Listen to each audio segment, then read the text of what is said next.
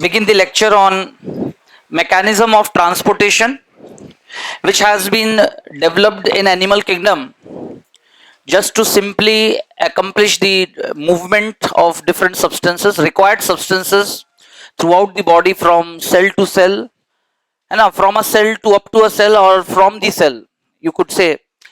And the fundamental concept is it could only be achieved by something which is present inside the body with a liquid texture, and that liquidity is achieved by some substance of the body which should attain fluidity in itself, in its composition. So whatever the fundamental requirements to bring out the one of the fundamental physiological need of any living body called transportation, we have established it last week. Indeed, we have started the chapter with that context, जिसमें आपको पूरा एक synopsis बताया मैंने, and we have compiled around 6 to 5 different topics of the whole course. Now, by this one of this versatile topic, though I have mentioned that chapter as per the NCERT has been titled it as body fluid and circulation, but while we will go through the course and the topic in next 15 days, you are going to experience that we are going to cover 6 different topics from the course. First of all, some aspects of discussion from classification, where we will have a survey. We will have a quick detailed survey of the transporting mechanism and the types of circulatory system in animal kingdom before dealing the human body. Thereafter, when we will start BVS of human body, यानी blood vascular system of human body, it comprises of 3 components. उसमें से जो पहला component होगा, that is blood. While we will deal with the composition and complete texture, यानी complete setup of blood, we are going to cover animal histology also, with reference to animal histology, because basically the first statement regarding blood to be discussed, blood is a vascular connective tissue. कैसा है वो? That means some tissue which has attained liquidity to offer circulation to the body. तो कैसे connective tissue ने अपने आप को modify किया, वो वर्सटाइल एस्पेक्ट कैसे उसमें डेवलप हुआ, कैसे उसने अपने मैट्रिक्स में फ्लूइड मैट्रिक्स बनाया by making it fibreless, by making it, इस बात को हम वहां एस्टैब्लिश करेंगे और रेस्ट अदर कंपोनेंट्स देखेंगे. ठीक है, that is the second part of the discussion. Then when we will go through the another aspects of blood से related 3 phenomena इस chapter में हम cover करेंगे. What do you mean by blood pressure? क्योंकि blood pressure पढ़ोगे, उसके types और जो भी patterns हैं, उससे हमें cardiovascular disorders समझने में आसानी रहेगी आगे चल के disorders में. Then the next phenomena and phenomenal execution of blood and its properties, it has the ability to coagulate. What is blood clotting mechanism? What are the different pathways and different 13 factors involved step by step? और वो पढ़ाते हुए हम haemophilia as a sex linked recessive disorder यानी genetics का question भी cover कर लेंगे, because when a person lose genetically the property of blood coagulation, then the sufferer is said to be hemophilic, and hemophilia indeed itself in the given human gene pool is of 3 types, A, B, C. उनमें से most prominent hemophilia B, जिसे हम Christmas factor disease या royal disease भी कहते हैं. तो what's the genetics behind it's inheritance in a given population through out world. मतलब किसी भी फैमिली में अगर हेमोफिलिक कंडीशन अराइज हो रहा है तो what is the science of inheritance behind that, उसको भी मैं यही बता दूंगा आपको. Then the next prominent feature of blood is exhibiting among human population is what we mean by blood group. Just to anticipate and correlate, जो discussion मैंने आपके सामने रखा था ऑर्गन ट्रांसप्लांटेशन का, उसमें मैंने एमएचसी का कंसेप्ट अधूरा डिस्कस किया था. मतलब मैं सीधे सीधे मुद्दे पे आपको पॉइंट्स लिखवा दिए कि any person happens to go through organ transplantation, किसी भी दो सो कॉल्ड एक सुटेबल डोनर और रेसिपिएंट का जो ये कोलैबोरेशन है, एग्जीक्यूशन है, कंपैटिबिलिटी एश्योर होता है कुछ एमएचसी प्रोटीन्स का मैचअप करने से. तो however the expert whenever perform that technique of या execution of organ transplantation, donor और रेसिपिएंट बॉडी के सैंपल्स में टिश्यू मैचिंग जो की जाती है, जिसे हम एचएलए टाइपिंग कहते हैं. क्या कहते हैं? तो ये सब ऐसे डायरेक्ट बता दिया, मतलब सीधा क्वेश्चन सीधा आंसर कि यस, बिटवीन द डोनर और रेसिपिएंट 2 चीजें मैच करनी चाहिए for a successful organ transplantation. थोड़ी देर के लिए मैं ऐसा मान के चल रहा हूं कि आपको नहीं पता क्या है एचएलए. खुद एचएलए एक एमएचसी प्रोटीन है. व्हाट इज एमएचसी प्रोटीन, ये कुछ नहीं पता, लेकिन ऐसा कुछ है साइंस शरीर में जो नेचर ने जेनेटिकली डिफाइन कर रखा है, and that what creates the differentiation and promoting graft rejection and promoting. और ग्राफ्ट रिजेक्शन हम कह रहे हैं, बॉडी के उस यूनिक रिस्पॉन्स को एग्जिबिट करके इम्यून सिस्टम अपनी जिम्मेदारी निभा रहा होता है। वो तो हम उसको नेगेटिव ले रहे हैं हमारे एस्पेक्ट में, क्योंकि वो we want to save the life. Medical health sector nature के अगेंस्ट जाके एक इंसानी शरीर को बचाना चाह रहा है, लेकिन अगर किसी इंसान के शरीर ने किसी और के ऑर्गन को एक्सेप्ट करने से मना कर दिया है, रिजेक्ट कर रहा है, that's an immune response, CMIR, cell mediated immune response, and it's a good sign कि द इम्यूनिटी इज वर्किंग। लेकिन आज हमने इम्यूनोलॉजिकल साइंस के किस नॉलेज को गेन करने के बाद किस तरह के मैनिपुलेशन को अचीव किया, and thereby making organ transplantation a manipulated work of medical health sector, उसको सक्सेसफुल बनाने के लिए फिर हम क्या करते हैं, इस तरह की बातें बता दी थी।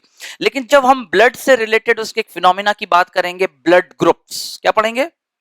तो ब्लड ग्रुप को, तीन तरह के ब्लड ग्रुप हम पढ़ेंगे। एनसीईआरटी में दो मेंशन्ड है, ABO blood group system, RH factor, साथ में एमएन ब्लड ग्रुप ऑप्शन में अगर मेंशन्ड हो तो कैसे क्लासिकली आप जो है क्वेश्चन डील करेंगे उसको मैं आपके सामने यहाँ डेमोन्स्ट्रेट करूंगा, और उसका पूरा इनहेरिटेंस, यानी 12th NCERT chapter molecular inheritance, जहां पर बहुत ही डिस्क्रीट वे में ह्यूमन जेनेटिक्स, जूलॉजी पोर्शन जो है जेनेटिक्स का 20-15%, वो थोड़ा सा डिस्क्रीट वे में डिस्कस किया गया है। कहीं एक जगह से टॉपिक शुरू नहीं हुआ है कि यहां से आपको ह्यूमन जेनेटिक्स पढ़ना है।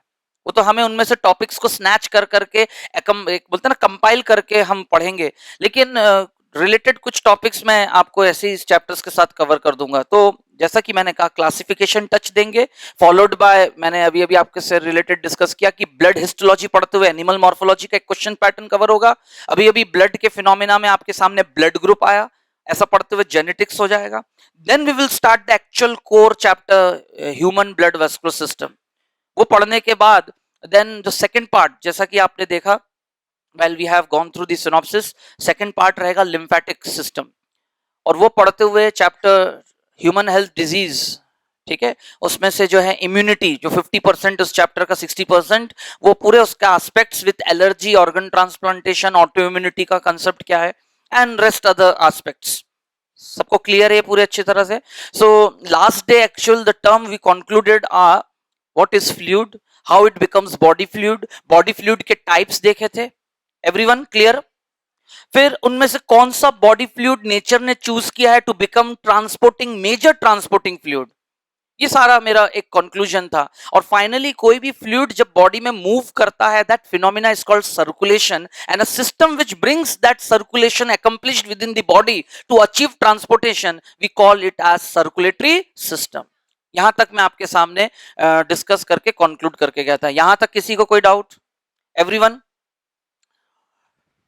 So today's discussion continues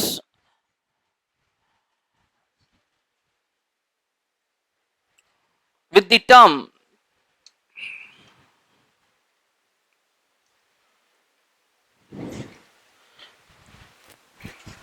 first of all, let me use the term fluids.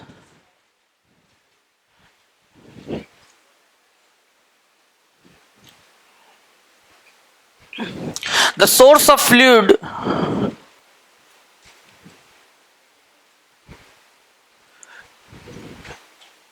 to be used for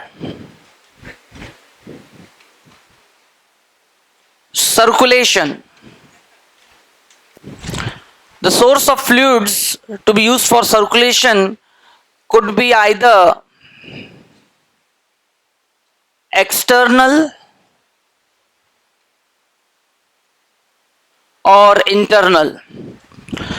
If it is external,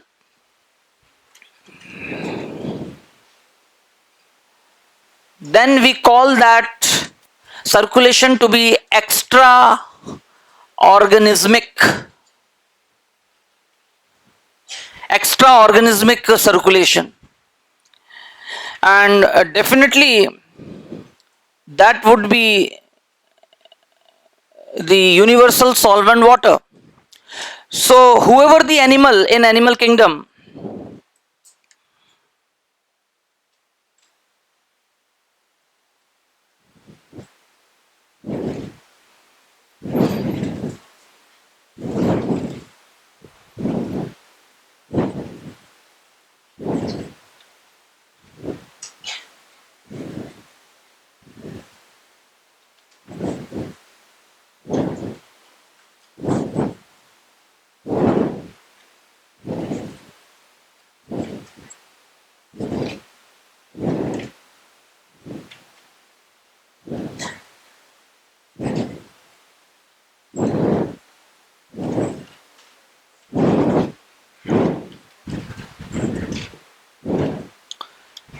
fluids, if it is being obtained from external environmental source, then that circulation is called extraorganismic circulation, where water act as a fluid for moving the things within the body. And any such member of animal kingdom using external water as a source of circulation definitely will exhibit water canal system.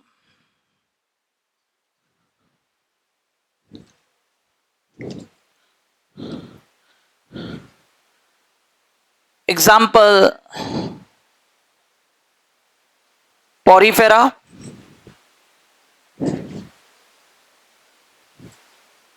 coelentrates,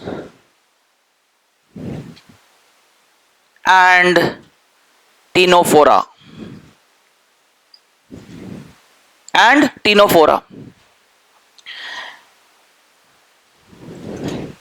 And when the source of fluid is within the body, and it is within the body,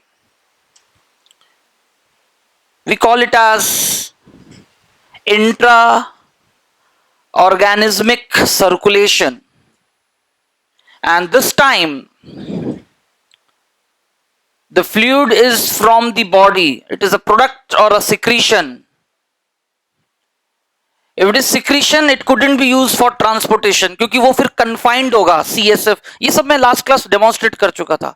लेकिन वो शरीर का एक product की तरह जिसमें tissue involved होगा, then such unique body fluid is going to perform a certain degree of circulating throughout the body, and thereby accomplishing the ultimate aim of what we call transportation of nutrients, gases, and other such substances. Kyunki there are some information molecules, they also use the streaming movement of blood. So whoever the organism, whatever their body needs, हर उस चीज को शरीर में जगह से जगह तक पहुंचाना, even including waste. NCERT का पहला इंट्रोडक्टरी पैराग्राफ ये कहता है कि you might have learned till date, ये प्रीवियस चैप्टर के रेफरेंस में, वो तो हम रैंडमली अलग अलग चैप्टर्स पढ़ रहे हैं. अगर एक सीक्वेंस में स्टार्टअप होता, डाइजेस्टिव के बाद रेस्पिरेटरी, एक वो भी तरीका है पढ़ने का.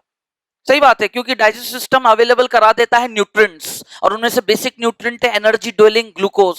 लेकिन अब ग्लूकोज को कौन मेटाबोलाइज करेगा? There should be some oxidising agent, उसको अवेलेबल कौन कराता है? Respiratory system. लेकिन डाइजेस्टिव और रेस्पिरेटरी सिस्टम दोनों ही अपने एक्टिविटी को किसके थ्रू अंजाम देते हैं? Circulatory system. यस और नो? तो व्हाट इज सर्कुलेटरी सिस्टम? उसमें लिखा ही है, यू माइट हैव लर्न कि इन द प्रीवियस चैप्टर, चाहे वो न्यूट्रिशन हो या रेस्पिरेटरी सिस्टम, न्यूट्रिएंट्स ट्रांसपोर्ट होते हैं, गैसेस ट्रांसपोर्ट होते हैं, अदर सब्सटेंसेस जो एलाइड पास होते हैं, hormones, enzymes, from one place to another. तो the question is how an animal is going to execute it. There should be certain thing in the body to take that responsibility of moving the substance. वो तभी ले सकता है जब उस body का वो कंपोनेंट खुद क्या नेचर एग्जिबिट करे? Liquid texture. We called it as fluid. But does the source of fluid for every organism in animal kingdom will be same? No. Everyone couldn't afford their own fluid because they are having the answer is lying in the taxonomy. Primitive environment, habitat, primitive level of body organization couldn't afford, else वो अपने बहुत ही primitive conditions के साथ अपने काम को अंजाम दे देते हैं. सर्कुलेटरी सिस्टम नहीं है, लेकिन मैंने ये नहीं कहा कि इनमें सर्कुलेशन और ट्रांसपोर्टेशन नहीं होता है, but by a false circulatory system, very primitive way, जहां वो रिस्क से गुजरते हुए. What is the risk? अरे बाहर पानी का सोर्स अलग अलग तरह के इंफेक्शन, हार्मफुल सब्सटेंस भी तो लाता है. जितना प्रेशर वो उसको ला सकता है, लेकिन वो उतने प्रेशर से अंदर मूव नहीं करेगा, कंपैरेटिवली लो. तो these are the drawbacks of water canal system. हालांकि एक ही एडवांटेज है, इतना प्रिमिटिव होने के बाद भी एक ही सिस्टम से सारे काम हो जाते हैं. That's the advantage. लेकिन डिसएडवांटेज क्या है? कि देयर इज नो सिक्योरिटी, इनमें रेजिस्टेंस पावर कम होगा.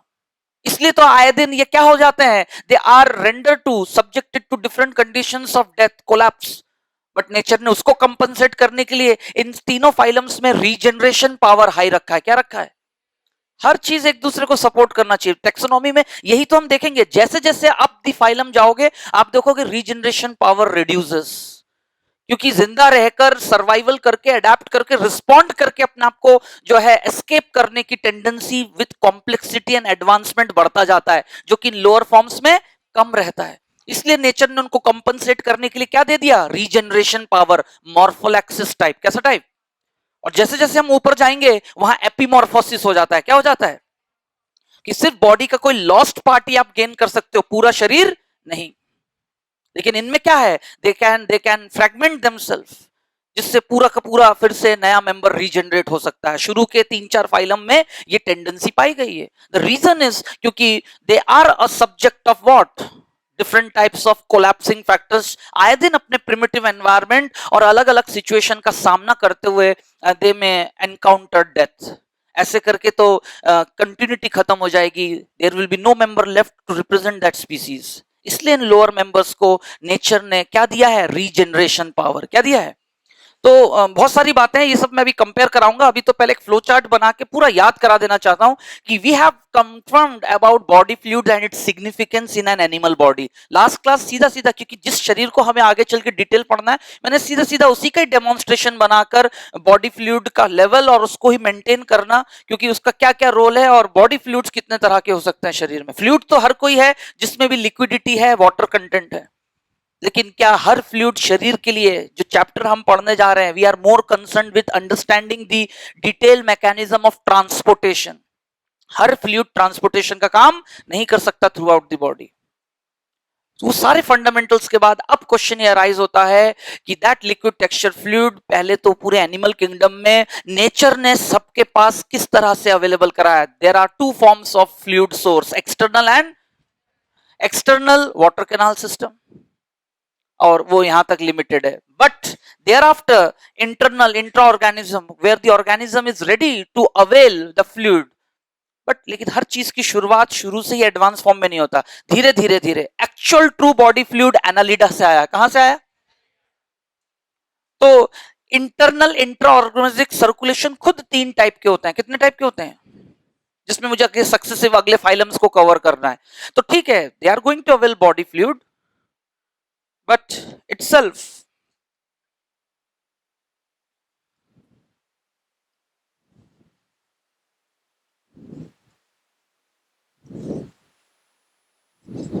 Parenchymal circulation. कैसा सर्कुलेशन? क्यों? क्योंकि इन मेंबर्स में है पैरेन्काइमल फ्लूइड। देखते हैं, अभी इनको कंपेयर करते हैं। फिर उसी तरह से अगला है सिलोमिक सर्कुलेशन। क्या है?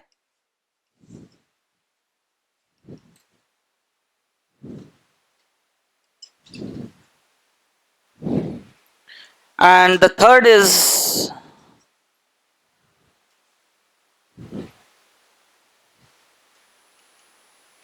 Vascular circulation. कैसा सर्कुलेशन? जिसमें ट्रू बॉडी फ्लूइड और उनको चैनलाइज करके पाइपलाइन सिस्टम से under a good pressure and control regulation move कराने की ability. That what we mean by vascular circulation. Parenchymal circulation is exclusively found in the only and only phylum Platyhelminths. Platyhelminths.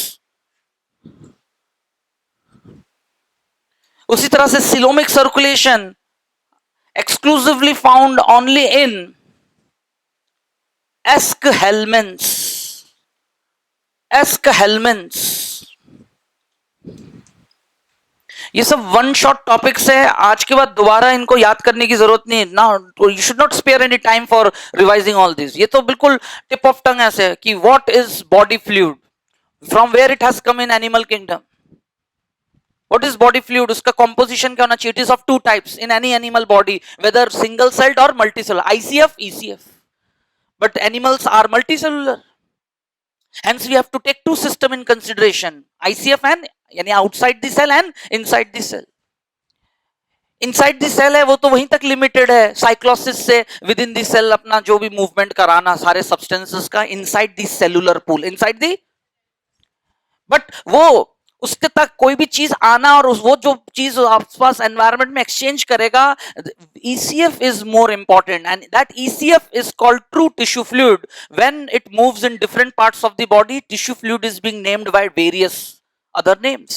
When it travels inside blood vessel, it is called blood. When it travels inside lymph vessel, it is called lymph. When it moves inside the brain and its ventricle, it is called CSF. When it is limited inside the membrane among the joints, synovial fluid, intraocular fluid, ऐसे करके body में auxiliary body fluids हैं. ये सब क्या है? Additional transcellular fluid कहते हैं, जो कि किसी एक खास जगह कन्फाइंड रह के उसी एरिया में एक कंडीशन क्रिएट करते हैं, chemical environment, to maintain that chemical harmony. But they can't play role pivotally for transportation, क्योंकि उनके जो पहुंच का दायरा है, दे आर लिमिटेड. वो शरीर के हर जगह प्रेशर से पहुंच ही नहीं सकते.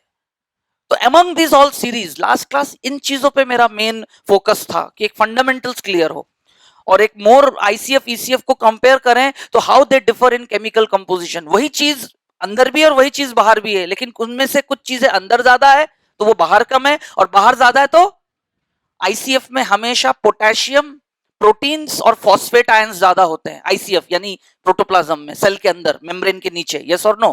और मेम्ब्रेन के बाहर सोडियम ज्यादा. सबको आ रहा है समझ में? सोडियम क्लोराइड ज्यादा. This is a correct statement. आप असर्शन रीजंस के बुक्स प्रैक्टिस करो, आपको जरूर ये स्टेटमेंट्स मिलेंगे. इसलिए मैं कह रहा हूं कि कोई भी एक पैटर्न क्वेश्चन की तैयारी कोई अलग से नहीं होता है. पढ़ते पढ़ते बेसिक फंडामेंटल्स लिंक करते करते करते आपके सब्जेक्ट तैयार होता है. तो ये सब जो मैं पढ़ा रहा हूं एज सच एनसीईआरटी में डायरेक्टली ऐसा कुछ थोड़ी लिखा हुआ है, लेकिन if you thoroughly go through the paragraph, लिखा तो हुआ है unicellular members achieve it by this mechanism. Cyclosis मैंने मेंशन तो किया है. फिर lower members of animal kingdom, sponges like members and coelenterates, they have their got external water fluid, mention तो कर दिया. अब आपकी जिम्मेदारी है उसको फाइन प्रिसीजन के साथ कंसेप्चुअली याद करना, क्योंकि कल अगर कुछ बाय द केस कुछ क्वेश्चन आ गया, अच्छा जो मैं अभी पढ़ा रहा हूं ये एक इस चैप्टर का टॉपिक नहीं है, ये एक बिल्कुल टेक्सोनोमिक कवरेज है कि पूरे 12 फाइलम्स को देखिएगा, मैं सेट कर दूंगा on the basis of exhibiting what? Circulation and transporting mechanism. तो सब ट्रांसपोर्ट कर रहे हैं, लेकिन उसके लिए सिस्टम सबके पास अलग अलग है, अरेंजमेंट अलग अलग है. ये अलग अलग होना to achieve the same fundamental role is called diversity. इसी को क्या कहते हैं? Diversity. So that's a different science of learning. नाम तो कह देते हैं ना, when we learn it with reference to animal kingdom, it is called animal taxonomy. तो बॉडी फ्लूइड्स के बेसिस पे खुद इंट्रा ऑर्गेनिज्मिक सर्कुलेशन, जहां बॉडी बाहर से नहीं, आउटसोर्स नहीं करेगा, खुद ही इनबिल्ट अपना टिश्यू फ्लूइड बनाएगा, बॉडी फ्लूइड बनाएगा और उससे अपना सर्कुलेशन अचीव करेगा, है ना. बोलते हैं ना good better best, good better, और डेफिनेटली इससे बेहतर ये होगा, ये इन सब से बेहतर है. और अल्टीमेटली हमें यही पढ़ना है, लेकिन उस पर आने से पहले सबको यहां तक क्लियर है everyone? Now vascular circulation.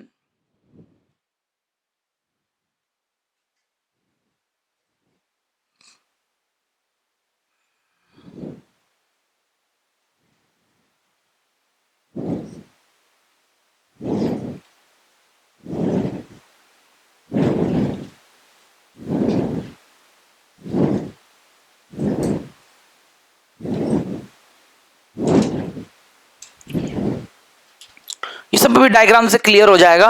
Vascular circulation की जो मैं बात कर रहा हूं, यूजेस ट्रू बॉडी फ्लूइड. अब यहां दो चीजें देखी गई हैं,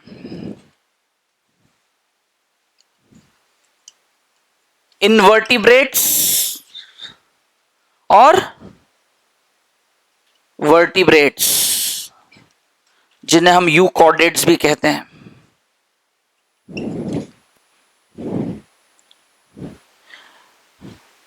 अब इसमें एनालिडा से लेकर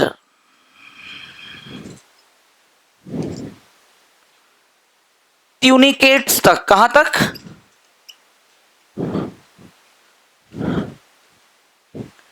Annelida, arthropoda, mollusc, echinoderm, hemichordates और कॉर्डेट्स. कॉर्डेट्स में भी प्रोटोकॉर्डेट्स. कौन?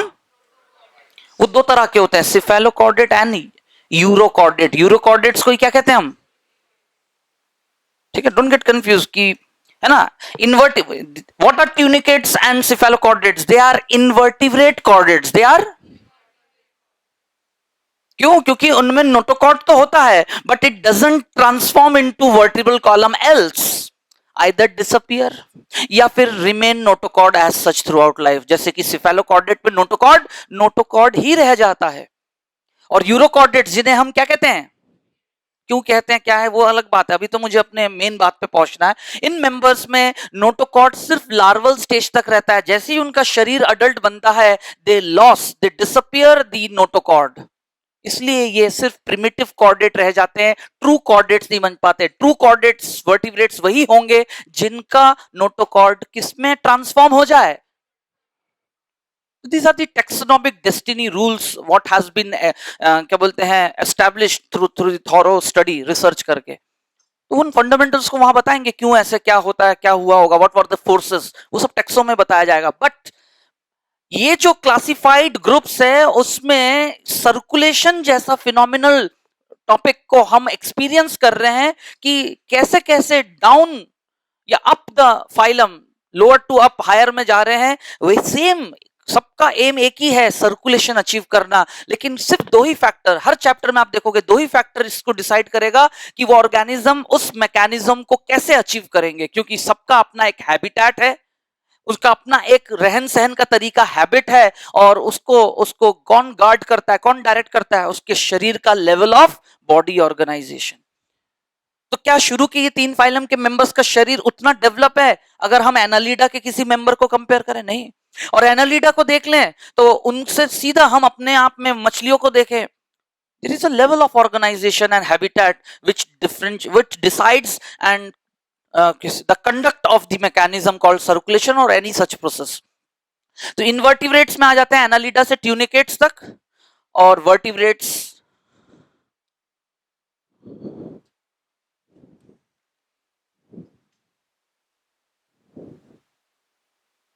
साइक्लोस्टोम्स, पीसीज, एम्फीबिया,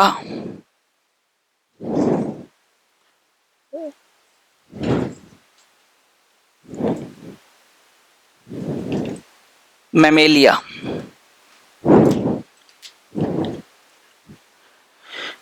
लेकिन इनमें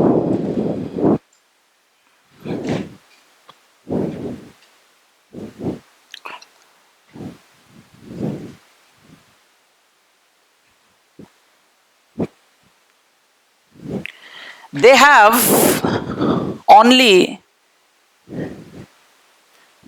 have only blood as body fluid।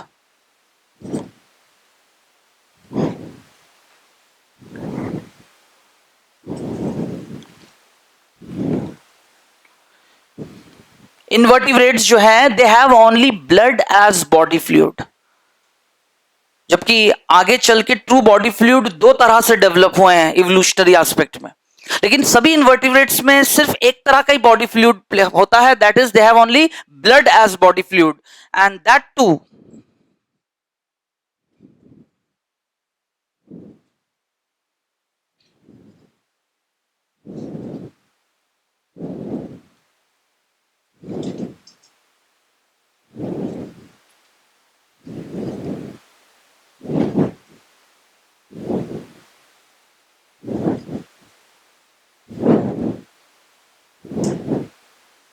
वो ब्लड भी दो तरह का, एक रेड ब्लड लिखने का मतलब है कलर इंपॉर्टेड, है ना, पिगमेंट कंटेनिंग। क्या है रेड ब्लड लिखने का मतलब है? ऐसे तो और भी तरह के हो सकते हैं, ब्लू कलर हो सकता है, ग्रीन कलर हो सकता है, ये सब टेक्सोनॉमी में और बारीकी से देखेंगे आने वाले दिनों में। लेकिन अभी मैं जो कंसेप्ट बताना जा रहा हूं, सबको आ रहा है समझ में अच्छे से? बिल्कुल ऐसे याद हो जाना चाहिए। ठीक है, इन्वर्टिब्रेट्स एनालिटिस सबके पास है ना, और ऐसे फ्लूइड का इस्तेमाल करके they have got blood as body fluid, and what is the conclusion? They have got only one type of circulatory system, blood vascular. कैसा है उनके पास? Vascular system. लेकिन सबका ब्लड वेस्कुलर सिस्टम में मौजूद फ्लूइड ब्लड एक जैसा नहीं है, किसी का ब्लड कलर्ड है यानी पिगमेंट कंटेनिंग, पिगमेंट कंटेनिंग, और किसी में पिगमेंटलेस। जिनमें भी पिगमेंटलेस है उनके ब्लड को हीमोलिम्फ कहते हैं, और जिनमें भी पिगमेंट मौजूद है it is a pigmented blood, red blood, green blood, blue blood. Red सिर्फ लिख के इस बात को डिनोट करना चाह रहा हूं यहां पर कि पिगमेंट कंटेनिंग है।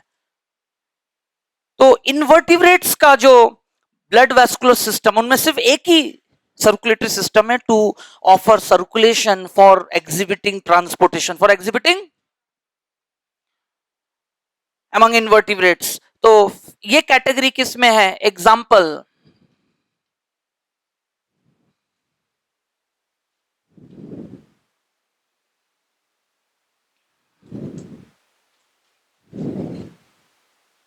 एनालिडा है ना, सबसे पहला फाइलम इनवर्टिब्रेट्स में जहां चालू होता है, क्योंकि आपने एस्केल्मिन्स तक तो देखा, ये कंडीशन है। Vascular circulation, true blood vascular circulation कहां से शुरू होता है? जहां सही मायने में शरीर अपना बॉडी फ्लूइड दो तरह से, पहले तो ब्लड एज बॉडी फ्लूइड, और ब्लड भी दो तरह का, red blood pigment containing Annelida,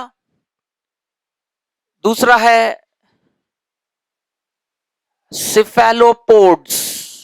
cephalo, ये क्लास, ये फाइलम का नहीं, ये फाइलम मोलस्का के क्लास का नाम है सिफेलोपोड्स, यानी octopus, devil fish, squid, cuttle fish जिसके मेंबर्स हैं। उनमें होना तो ओपन ब्लड वेस्कुलर चाहिए था, लेकिन कैसा है? क्लोज्ड। इसलिए उन सबको एक कैटेगरी में रख रहे हैं, एनालिडा, सिफेलोपोड्स।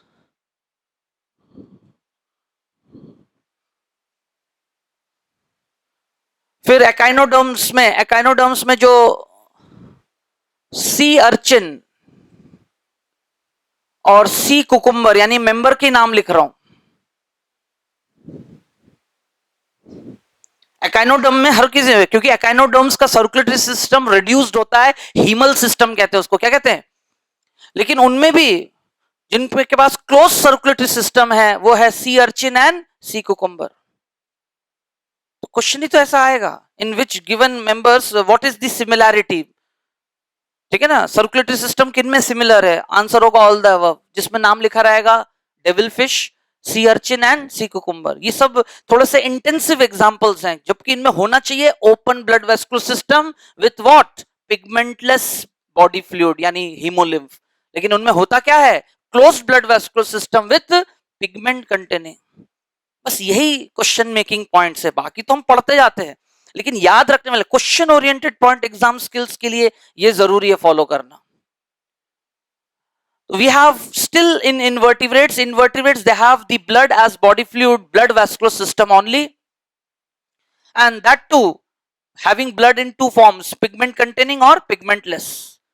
तो ये कुछ एग्जांपल्स हो गए आपके फर्स्ट कैटेगरी में, इन्वर्टिब्रेट्स में। इन्वर्टिब्रेट्स में यहां लिखने के लिए फिर कॉर्डेटा डायरेक्ट लिख सकता हूं, लेकिन यहां नहीं लिख रहा हूं क्योंकि फिर उसको हम यहां डिस्कस करेंगे। आया सबको समझ में? अब आते हैं जिनमें बॉडी फ्लूइड, ब्लड तो है, blood without pigments.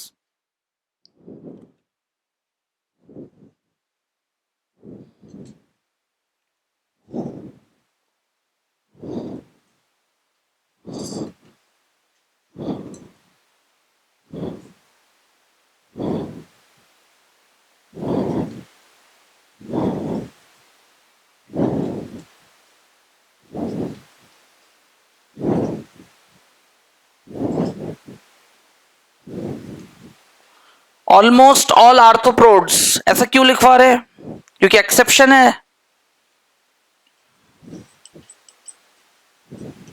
Class crustacea, class haemolymph होना as a blood, almost all arthropods open blood vascular system. आ रहा है सबको समझ में? लेकिन एक्सेप्शनली क्लास क्रस्टेशिया जो है कंटेन्स, आर्थ्रोपोडा में प्रॉन जिस मेंबर को बिलोंग करता है, क्रस्टेशिया, उनमें कंटेन्स हीमोसायनिन, कंटेन्स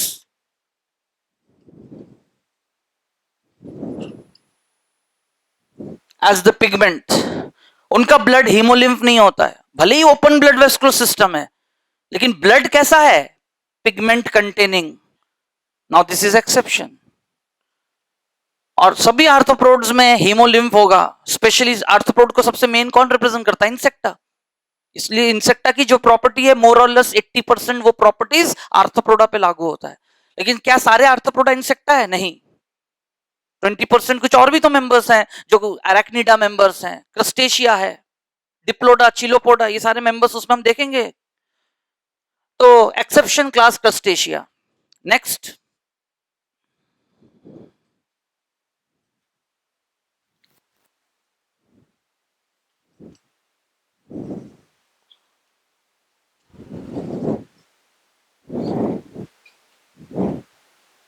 चलिए बाकी एग्जांपल्स मैं इधर कंपेयर कराऊंगा। पहले सबको यहां तक समझ में आ गया? यहां तक क्लियर है सब लोग? अब आते हैं वर्टिब्रेट्स में। सबसे पहले तो वर्टिब्रेट्स में dual system of circulation develop हुआ है ड्यू टू द कॉम्प्लेक्सिटी, क्योंकि the most complex animals are among whom vertebrates, cosmopolitan. तो उनके शरीर में सबसे पहले तो दो तरह के बॉडी फ्लूइड्स हैं, एक नहीं दो दो तरह के हैं। That is blood and lymph.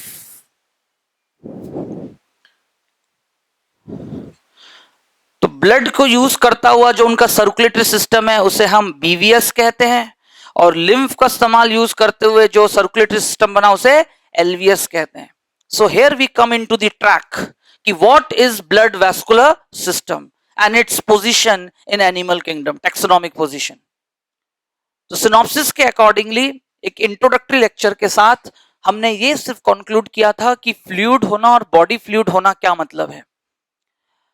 Body fluid कितने तरह के हो सकते हैं, लेकिन उनमें से कौन सा बॉडी फ्लूइड एक ऑर्गेनिज्म में इस्तेमाल हो सकता है to first of all achieve the phenomena of circulation, और सर्कुलेशन करते हुए हम एग्जिबिट करते हैं ट्रांसपोर्टेशन। ये ठीक वैसा ही है, वी परफॉर्म न्यूट्रिशन, लेकिन न्यूट्रिशन अचीव कैसे करते हैं? By digestion. बाय, तो digestion is a step of nutrition. आया सबको समझ में? Circulation is a step of transportation. पूरा इवेंट क्या है शरीर में? Process, transportation. लेकिन ट्रांसपोर्टेशन को अचीव करने के लिए हम क्या एग्जिबिट करते हैं? सर्कुलेशन। कभी कभी जो करेक्ट इनकरेक्ट स्टेटमेंट्स में ऐसे भी फंडामेंटल लॉजिक्स, असर्शन, रीजन के लिए, तो थोड़ा सा ये जो मैं आपके सामने इस तरह की बातें डिस्कस करके डेमोन्स्ट्रेट करता हूं just to make you learn and understand कि आप अपने लेवल पे किसी भी चैप्टर को पढ़ते हुए कैसे चीजों को डिस्कस कर सकते हैं। जैसे चैप्टर ह्यूमन रिप्रोडक्शन, भले मैंने अभी पढ़ाया नहीं है, लेकिन जब मैं आपको एंडोक्राइन सिस्टम पढ़ा रहा था उसमें ओवरीज और वो सारे एस्पेक्ट्स बता रहा था, तो उसमें दो बातें आई थी सामने। While we were discussing the oogenesis process, mid day का जो कंसेप्ट एनसीईआरटी में साफ साफ लिखा हुआ है कि lack of menses may be sign of pregnancy or may not. Lack of menses may be sign of pregnancy, may not. However, absence of menses may also due to some other health factors like stress, malnutrition, disease, है ना, chronic disease का कोई असर, कोई drug का असर, administration, side effect में, there are many reasons behind. सबको मेरी बात आ रही ना? एंजाइटी, स्ट्रेस, अलग अलग तरह के इमोशनल स्टेटस, किसी बीमारी से गुजरे पिछले 2 महीने में, तो there are many factors which could fluctuate that event.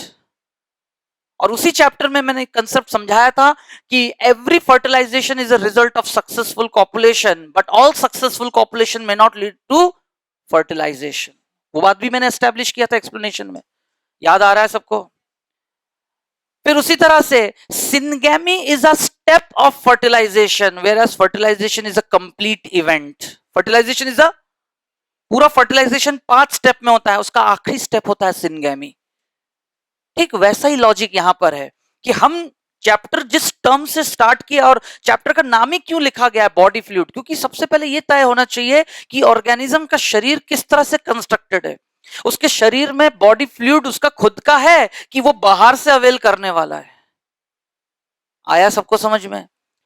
क्योंकि जिंदा रहते हुए लिविंग वर्ल्ड के एनिमल किंगडम का मेंबर बनने के लिए हर मेंबर को मल्टी सेलुलर बॉडी, सारे फिजियोलॉजिकल प्रोसेसेस, न्यूट्रिशन, सर्कुलेशन, ये सब करना है एग्जिबिट। ऐसा तो नहीं है कि आप बॉडी फ्लूइड खुद का नहीं अवेल कर सकते तो है नहीं, फिर तो लिविंग प्रॉपर्टी खत्म, वो कैसे जिंदा रहेगा? जबकि हर किसी को अपने शरीर के मेटाबॉलिज्म को बनाए रखने के लिए क्या चाहिए? Constant exhibition of movement of substances.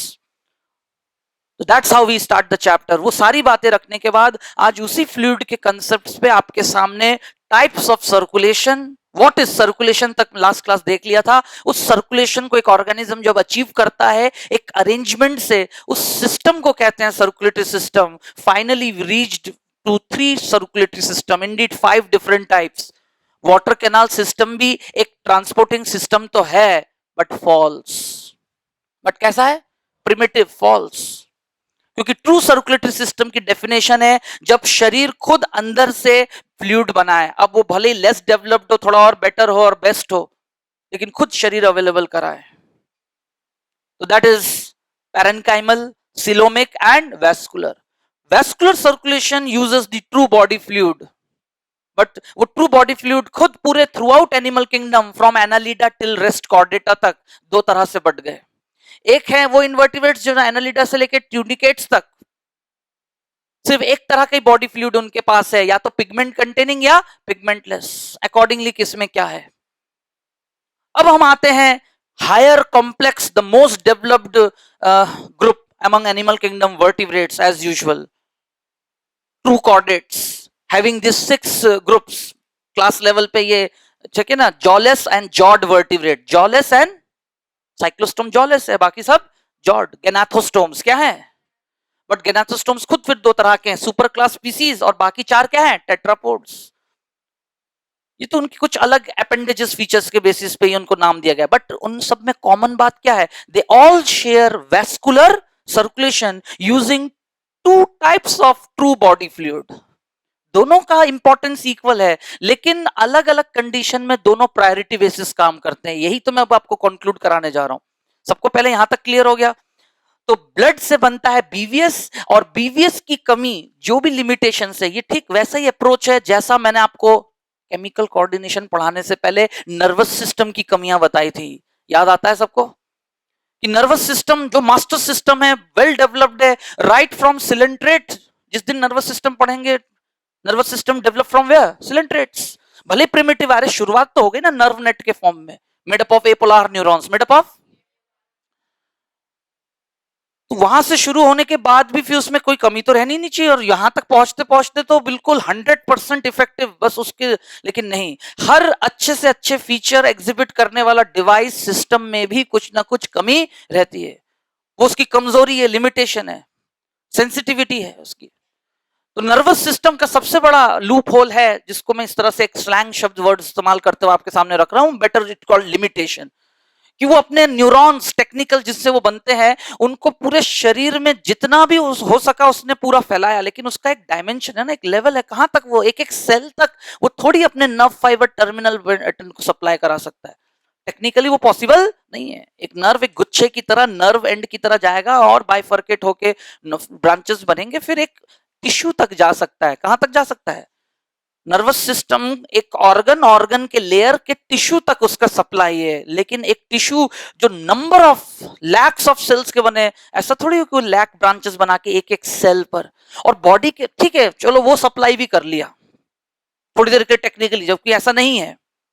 लेकिन सेल टू सेल 24 घंटे किस सेल में क्या केमिकल स्टेटस चल रहा है अंदर बाहर, वो कहां इतना नजर बनाए रख सकता है? क्योंकि ब्रेन पजल आउट हो जाएगा। और बॉडी का हर फंक्शन रैपिडिटी नहीं चाहता है, कुछ फंक्शंस ड्यूरेशन चाहिए।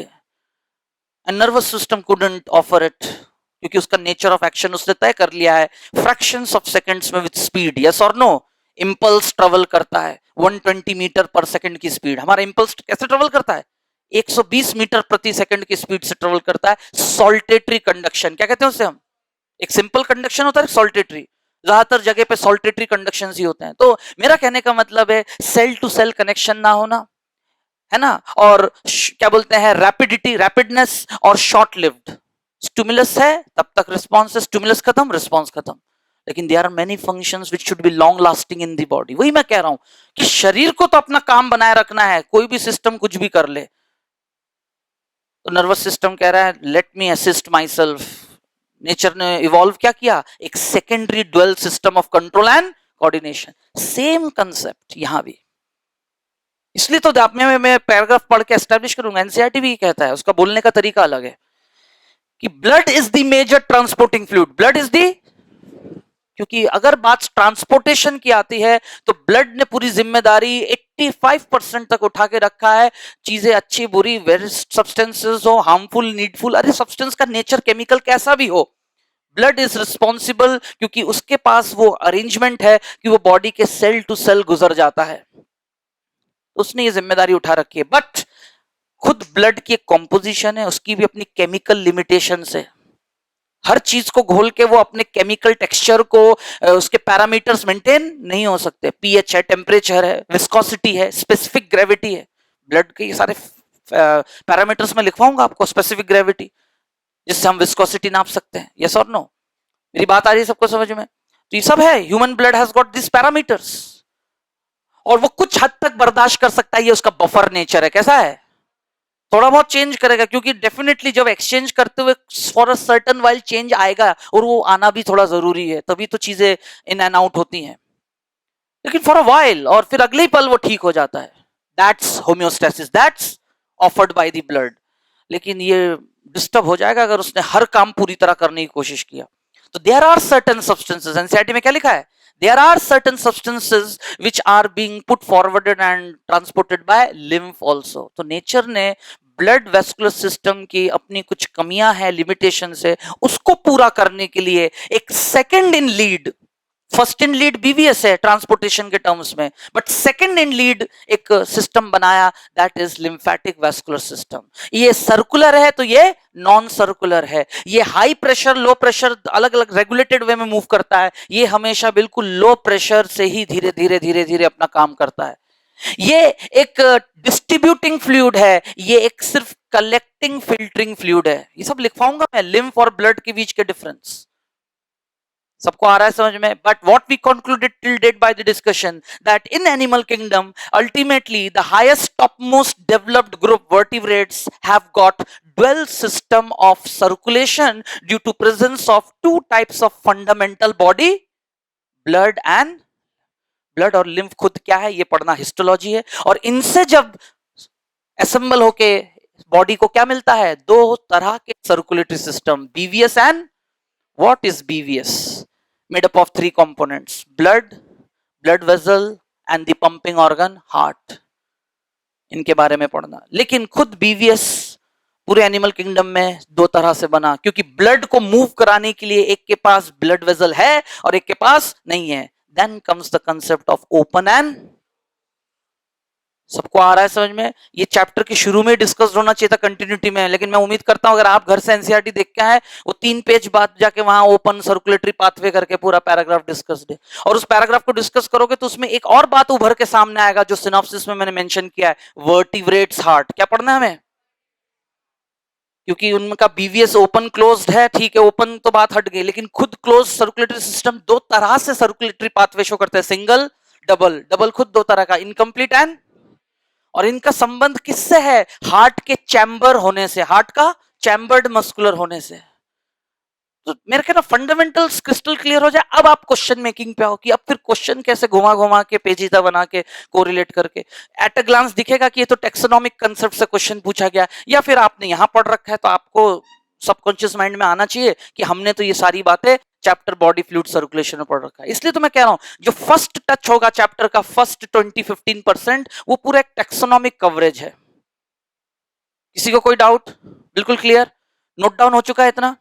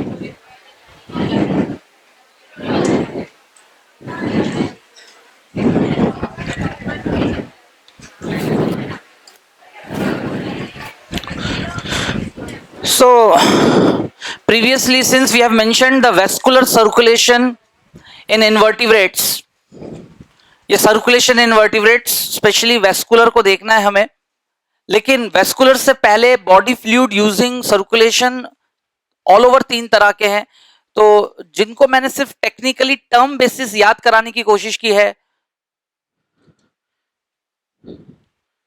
बस डायग्रामेटिकली कुछ कंसेप्चुअल बातों को कवर करने के लिए मैं यहां पर ये प्रेजेंटेशन बना रहा हूं. पैरेनकाइमल, coelomic and finally vascular circulation.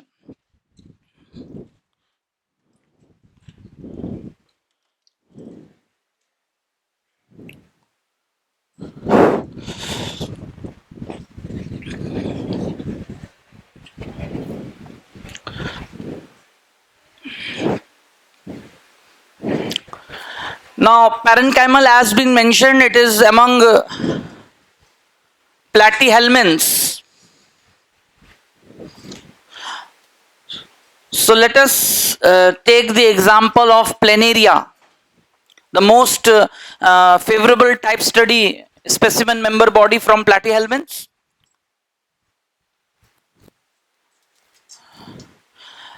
Now, first of all, one thing to be recognized that they exhibit what level of organization? They exhibit organ level body organization. Fine. That means the organs are embedded inside the acylomate condition. With what condition?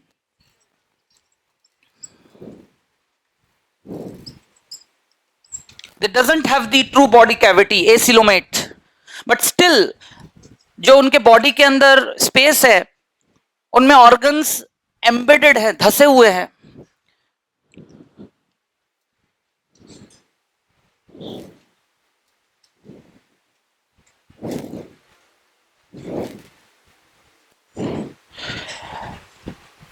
तो parenchymal circulation body में कैसा होता है? If you make a cut in this transverse section,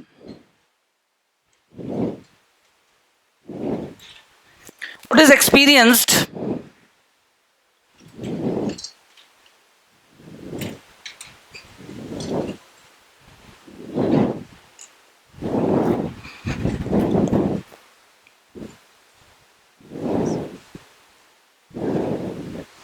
Here a body wall,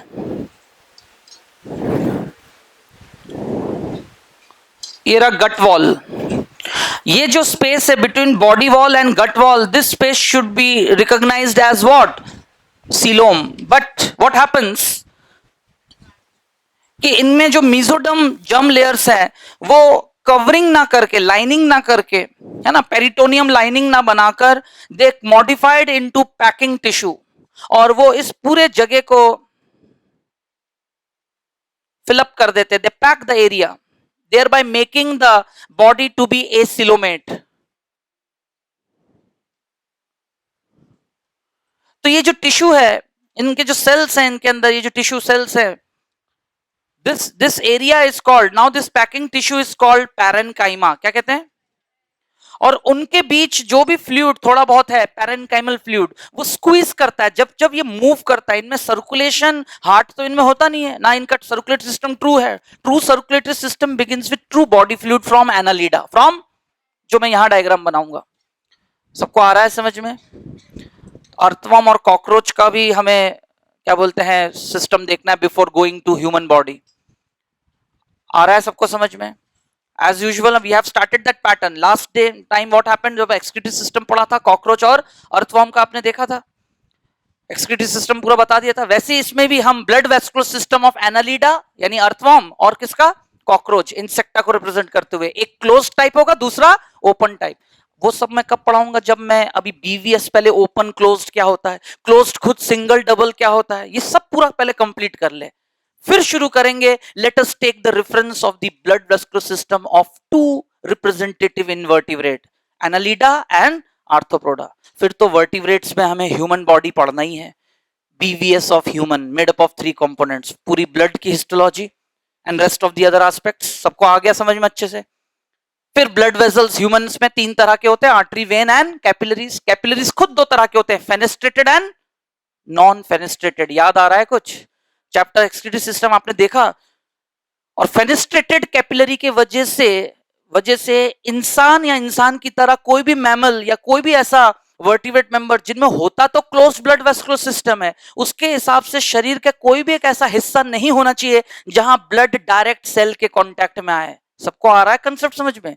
लेकिन इस बात को challenge करता हुआ एक्सेप्शनली ह्यूमन बॉडी में दो ऐसे जगह हैं, there are two places in the body where blood comes in close contact with cells. एक लिवर में देखेंगे हम फेनेस्ट्रेटेड एपिथेलियम सॉरी कैपिलरीज, और एक आप जो पढ़ चुके हो that is in glomerulus, that is in यानी inside kidney.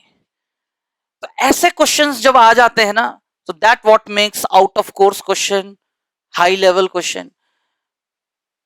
in a human body exhibiting double circulation closed type, which two types of circulation मतलब options बने होंगे where the organ receive what open types circulation, मतलब answer जिसमें लिखा रहेगा kidney and liver.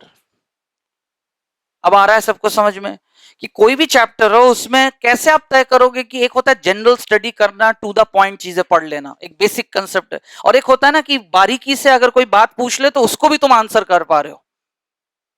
लेकिन पढ़ाई ऐसी होती है, we go from most general slow level, अपने आप वो लेवल बढ़ता जाएगा। हम लोग नहीं तय करते कि क्या हो रहा है नहीं हो रहा है, वो तो पढ़ते जाइए आप, धीरे धीरे कंसेप्ट सब मैच होगा एक से एक से। लेकिन thing should not go wrong. वो कैसे आप साबित होगा? जैसे जैसे हम चैप्टर में आगे पढ़ते जाएं, पीछे के सारे पॉइंट्स रिपीट होते जाएं, कहीं ना कहीं वो सपोर्ट होता जाए कि ऐसा बोला था, देखिए आज हम देखेंगे ये कैसे हो रहा है जी। तो मैं यहां इसलिए रुक गया था क्योंकि इसमें कुछ और कंसेप्ट्स हैं, उनको मुझे ब्लेंड करना था। उसके लिए पहले खुद बीवीएस दो तरह का, ओपन एंड क्लोज्ड, वो पढ़ा ले पहले, फिर आगे के एग्जांपल्स को ब्लेंड करेंगे। लेकिन before I move ahead, parenchymal circulation मतलब क्या? और इस सर्कुलेशन को होने के बाद भी बोले सर अब तो खुद शरीर का ही फ्लूइड इस्तेमाल हो रहा है, फिर भी it is false, undeveloped, incomplete type, not much developed. Why so? Because क्योंकि ये जो फ्लूइड है ये खुद मूव नहीं करता है, ये सिर्फ मौजूद है टिश्यूज के बीच, और जब जब जो एनिमल का बॉडी मूव करेगा that will produce the squeezing effect, है ना, जैसे कि निचोड़ने वाला इफेक्ट अंदर, और उसके वजह से ये फ्लूइड अंदर थोड़ा बहुत इधर उधर मूव करता है। Parenchymal circulation inside the platyhelminth members organs इसी के अंदर एम्बेडेड है, फ्लूइड डायरेक्ट टच में है, लेकिन वो ट्रांसपोर्टेशन कंडीशनली करता है by the movement of the animal body with squeezing effect of the fluid. This is called parenchymal circulation. किसी को कोई डाउट आ गया समझ में? ऐसे ही मैं सिलोमिक में आता हूं।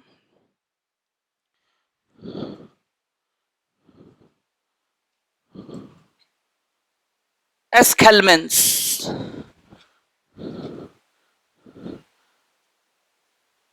again one of the best representative type study member, Ascaris, है ना, round warm, flat warm, round warm, ठीक है ना। all tapeworms are flatworms but all flatworms are not, all tapeworms are flatworms but all flatworms are not, क्योंकि आप खुद पढ़ोगे प्लैटीहेल्मिन्स तीन तरह के, ट्रिबुलेरिया, ट्रिमाटोडा, सिस्टोडा, तीन क्लास होते हैं। इनको एड्डीवॉर्म कहते हैं। क्या कहते हैं? जो अगला मेंबर है ट्रिमाटोडा, उनको हम फ्लूक्स कहते हैं। क्या कहते हैं? Liver fluke, blood fluke, lung flukes, members are commonly called fluke. Flukes मतलब पत्ते जैसा शरीर, पतला दुबला, मतलब फ्लैटेंड। सारे फ्लैटवर्म्स में एक बात कॉमन है कि देयर बॉडी इज डॉर्सोवेंट्रली फ्लैटेंड। आया समझ में? लेकिन विद डिफरेंट शेप। तो कोई एड्डीवॉर्म कहला रहा है, कोई फ्लूक कहला रहा है, और the members of cestoda are called tapeworm. क्या कहते हैं? तो all tapeworms are flatworms but all flatworms are not. और coelomic circulation ascaris roundworm members, cylindrical elongated body, unsegmented, cylindrical elongated unsegmented body.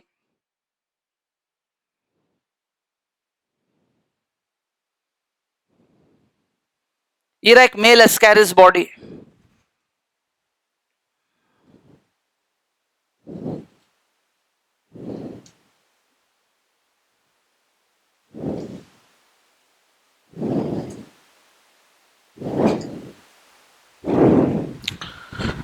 Now over here what happens कि इनमें जो इनका mesoderm है वो एक स्कैटर्ड पाउच की तरह, स्कैटर्ड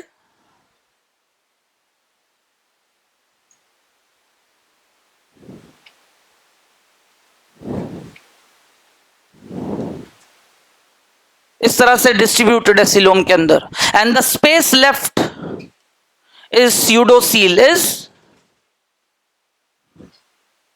इनमें सीलोम नहीं होता है, एसिलोमेट, जबकि ये कैसे होते हैं, pseudocoelomate, pseudocoel is the body cavity, false coelom. और इनमें ऑर्गन लेवल है, उनमें ऑर्गन सिस्टम क्या होता है, ऑर्गन सिस्टम।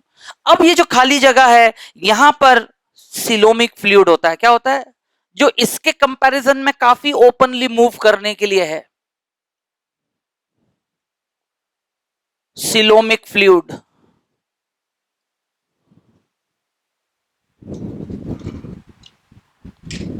अगेन ये जो फ्लूइड है इससे थोड़ा बेटर है, क्योंकि यहां पर तो स्क्वीजिंग इफेक्ट यहां भी है, यहां भी है, लेकिन यहां पर अमाउंट भी कम है, टिश्यूज के बीच ज्यादा प्रोबेबली मूव नहीं कर पाते। लेकिन इनसे ज्यादा स्पेस होने के कारण एटलीस्ट फॉल्स, क्योंकि पूरी तरह कवरिंग नहीं हो पाया, टिश्यू पैचेस जहां जहां ऐसे बिखरे पड़े हुए हैं, these are those scattered mesoderm pouch, mesoderm pouch.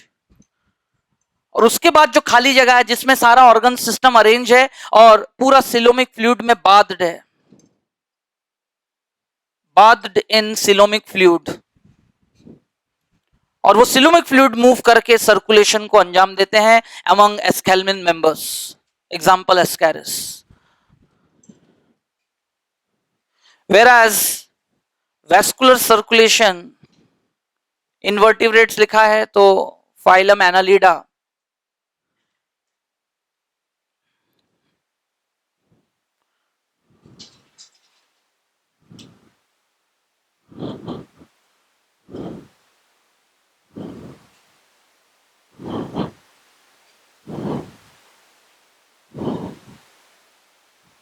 Body fluid blood भी मौजूद है, क्लोज्ड बीवीएस,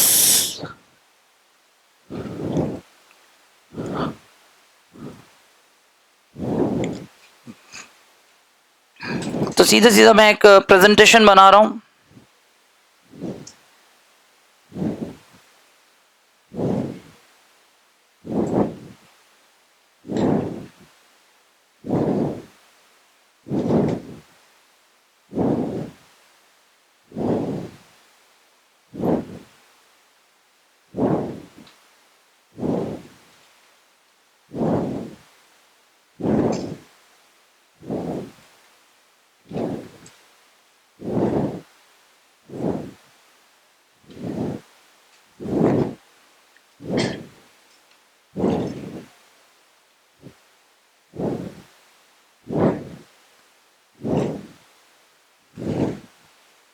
है ना, through out the length of the body alimentary canal ऐसे गुजरता है। अब मैं यहाँ सेप्टम नहीं बना रहा हूं, ठीक है ना, अंडरस्टूड, यहाँ सेप्टा होता है लेकिन वो मैं बना नहीं रहा हूं, उसकी जगह एक डॉर्सल ब्लड वेसल, ऐसे डॉर्सल ब्लड वेसल गुजरता है, नीचे एक वेंट्रल ब्लड वेसल गुजरता है,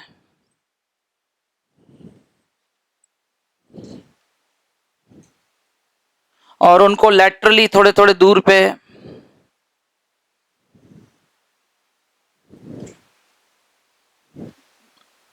ये तो जस्ट एक प्रेजेंटेशन है, जब एक्चुअल ब्लड वेस्कुलर सिस्टम इसका पढ़ेंगे तब मैं पूरा उसमें बताऊंगा इनमें ब्लड ग्लैंड्स कहां होता है, ठीक है ना, इनमें टोटल 8 हार्ट होते हैं, बस यही तो याद रखना है। Blood vascular system of Annelida earthworm के रेफरेंस में they have got blood glands to synthesize blood, और वो ब्लड ट्रेवल करते हुए पूरे शरीर में जो है किन खास खास ब्लड वेसल से एरिया वाइज कहां गुजरते हैं मेन, और they have got pulsating heart, कैसा heart, neurogenic ampullary heart, neurogenic है ना, जो इंपल्स ऑफ बीट है उनके हार्ट में वो ब्रेन से आता है, खुद हार्ट डेवलप नहीं करता है, this is a correct statement. तो क्वेश्चन ऐसे बनेंगे ना कि क्लोज्ड बीवीएस इनमें भी है हम में भी है, सिमिलैरिटी क्या है और डिसिमिलैरिटी क्या है, human and the blood vascular system of earthworm show some dissimilarity, they are, जिस ऑप्शन में लिखा रहेगा डिसॉल्व्ड हीमोग्लोबिन, जबकि हम लोग में कंबाइंड हीमोग्लोबिन है, कैसा है, आरबीसी के अंदर, इनमें आरबीसी नहीं होता, ये डिफरेंस है। उनकी ऑक्सीजन कैरिंग कैपेसिटी कम होगा, हमारे में ज्यादा होगा। उनमें हार्ट है, हम में 4 चैम्बर्ड सिंगल हार्ट, उनमें टोटल 4 पेयर्स ऑफ हार्ट, जिनमें से 2 ट्रू हैं 2 फॉल्स हैं। आया समझ में? तो ये सब बातें आपको अलग से मैं लिखवाऊंगा। यहां तो मैं क्लोज कॉम्बैट कंपैरिजन कर रहे हैं अमंग इन्वर्टिब्रेट्स, जहां से ट्रू मतलब at least body fluid intra organismic circulation दो टाइप के देख लिए, बट ये बहुत ही रिड्यूस्ड है क्योंकि यहां एज सच कोई चैनलाइजेशन नहीं है, और जो भी फ्लूइड है वो तो नॉर्मल बॉडी फ्लूइड है और थोड़ा बहुत स्क्वीजिंग से अपना अपना सर्कुलेशन कर दे रहे हैं। True circulatory system where a blood like fluid has been produced and it is moved with some pressure है ना, directionally under some regulation, that's make true BVS either closed or open। फिलहाल सबसे पहले animal kingdom में true closed BVS से ही evolutionary startup हुआ, किसका? Circulatory system का, फ्रॉम एनालिडा। तो उसको रिप्रेजेंट करता हुआ ये डायग्राम।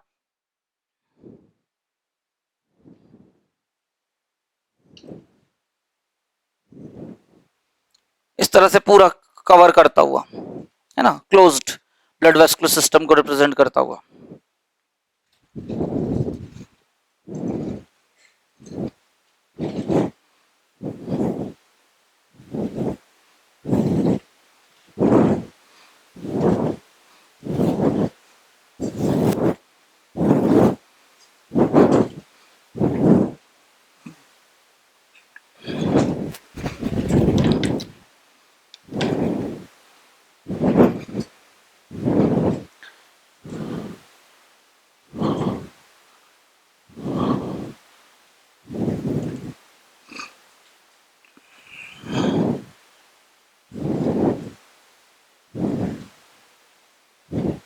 वेस्कुलर सर्कुलेशन खुद दो टाइप के होते हैं, टोटल समझ में आया। इनवर्टिब्रेट वर्टिब्रेट दोनों को अब एक साथ कंसिडर करेंगे इन animal kingdom, BVS and LVS. और खुद फिर बीवीएस को हम दो तरह से एक्सपीरियंस करेंगे।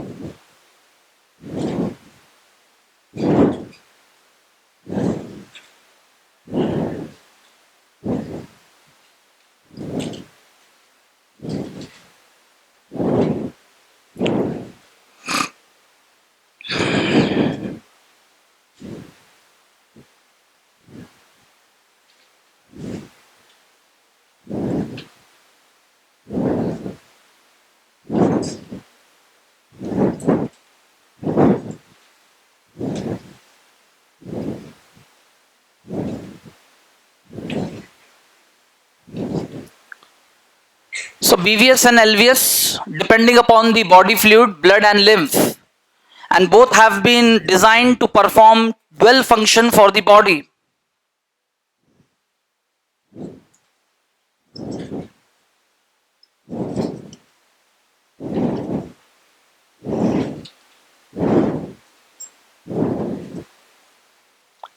अब यहां पर मैंने डिमार्केशन नहीं किया है कि इनवर्टिब्रेट की invertebrate. In animal kingdom all over vascular circulation is of two types, beginning with invertebrates till vertebrates, because in early vertebrate, higher vertebrate annelida से लेकर hemichordates तक जो है सिर्फ BVS मौजूद होता है, ये सब पहले मेंशन कर दिया। बट इंक्लूडिंग vertebrates BVS तो होता ही है, but an another fluid come into existence to compensate the limitations of BVS, that is lymph as a body fluid, and it construct lymphatic vascular system. लेकिन एक 15% 20% काम को करने के लिए नेचर इतना बड़ा कॉम्प्लेक्स सिस्टम तो बनाएगा नहीं, फिर उससे बाकी 80% क्या काम लिया जाए? ऐसा थोड़ी कि वो सिर्फ इसको ही असिस्ट करेगा। So hence nature has distributed the function of circulation in two aspects, dual function, BVS and LVS both together perform in a vertebrata body, in a जिनमें दोनों सिस्टम मौजूद है। लेकिन मछली से लेकर या साइक्लोस्टोम से लेकर मैमल्स तक सारे वर्टिब्रेट मेंबर्स में ये दोनों सिस्टम दो काम को अलग अलग प्रायोरिटी बेसिस अंजाम देते हैं. When we talk about transportation, when we talk about, and the other secondary function is immunity. The distribution is, transportation is 80% executed by BVS.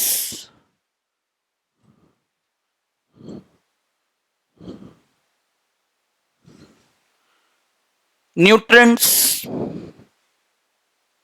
gases, wastes, hormones, enzymes, सब कुछ. और जिन जिन गैसेस, वेस्ट और hormones को अलग अलग उनके जो chemical nature के कारण ब्लड नहीं ट्रांसपोर्ट कर सकता, along with lipid derivative nutrients, उनको फिर लिम्फ भी सर्टन, एनसीईआरटी में लिस्ट नहीं लिखा है, बस इतना लिख दिया सर्टन सब्सटेंसेस. अब वो सर्टन सब्सटेंसेस क्या है, जब मैं आपको lymph as a tissue fluid करके पढ़ाऊंगा वहां मैं साबित करूंगा इस बात को. लेकिन आज शुरू से ही पहले ही क्लियर हो जाए कि हमें इस पूरे चैप्टर में, मैंने पार्ट 1 पार्ट 2 अगर लिखा था सिनॉप्सिस में, तो वो डे 1 से ही चीजें प्रिडिक्ट होनी चाहिए. और आज आपको अब समझ में आ रहा है कि वेस्कुलर सिस्टम एक ऐसा सर्कुलेटरी सिस्टम है जो ट्रू बॉडी फ्लूइड इस्तेमाल करता है. और वो कहां से शुरू होता है? एनिमल किंगडम में, एनालिडा से. जबकि सर्कुलेशन और सिस्टम तो पहले भी था, but they are not true. They are may be intra organismic और जो एक्स्ट्रा ऑर्गेनिज्मिक है, बट उसमें जो बॉडी फ्लूइड इस्तेमाल हो रहा है वो एक रिड्यूस्ड फॉर्म है. ये है एक्चुअल सर्कुलेटरी सिस्टम. और अकॉर्डिंगली एनिमल किंगडम में वो अल्टीमेटली दो तरह से इवॉल्व हुए, डेवलप हुए, टू कंपनसेट ईच अदर. इसकी कुछ कमियों को ये पूरा करता है. अब बोले इसकी क्या कमी है, ये तो इसको असिस्ट करना आया था. ये थर्ड लाइन ऑफ डिफेंस बनाता है. क्या बनाता है?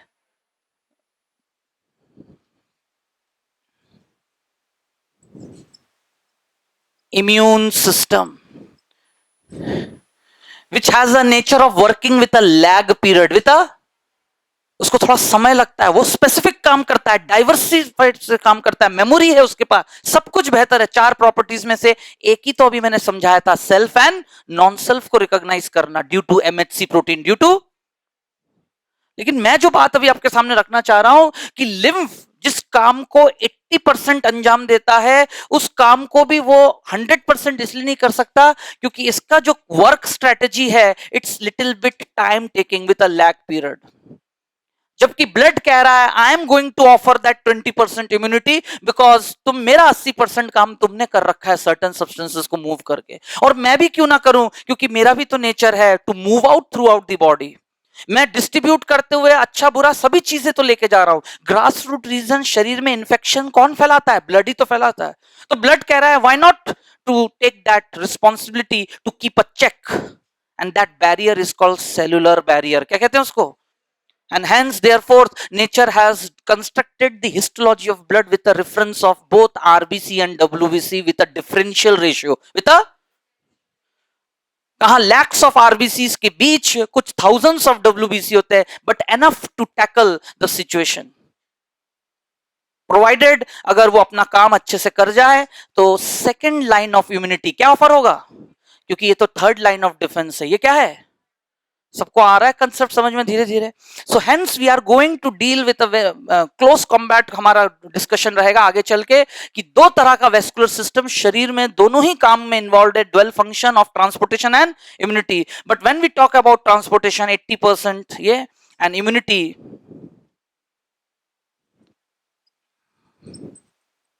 विथ सेकेंड लाइन, क्योंकि ये नॉन स्पेसिफिक होगा. ये कैसा होगा?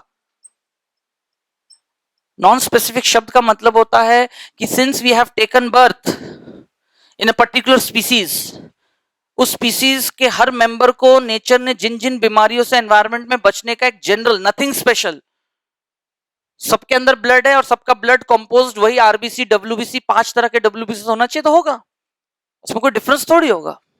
हाँ, with due course of time शरीर में दूसरी बीमारी और अलग अलग मेल फंक्शनिंग से फिर किसका क्या इम्यूनिटी कमजोर हो जाए एक अलग बात है. बट बाय नेचर सबको इननेट इम्यूनिटी एक जैसा मिला हुआ है. वही स्किन, हेल्दी स्किन सबको मिला हुआ है. अब किसी का स्किन ज्यादा रिएक्टिव है, कम है, वो एक अलग बात है.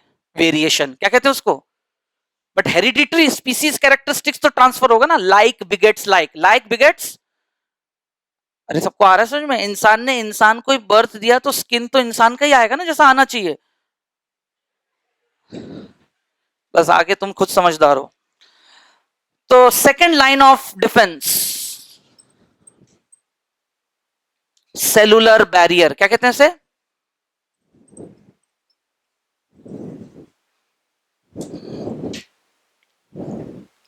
and it is offered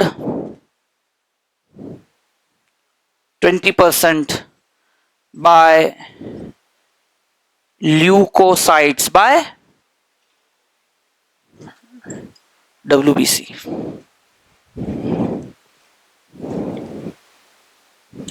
Similarly,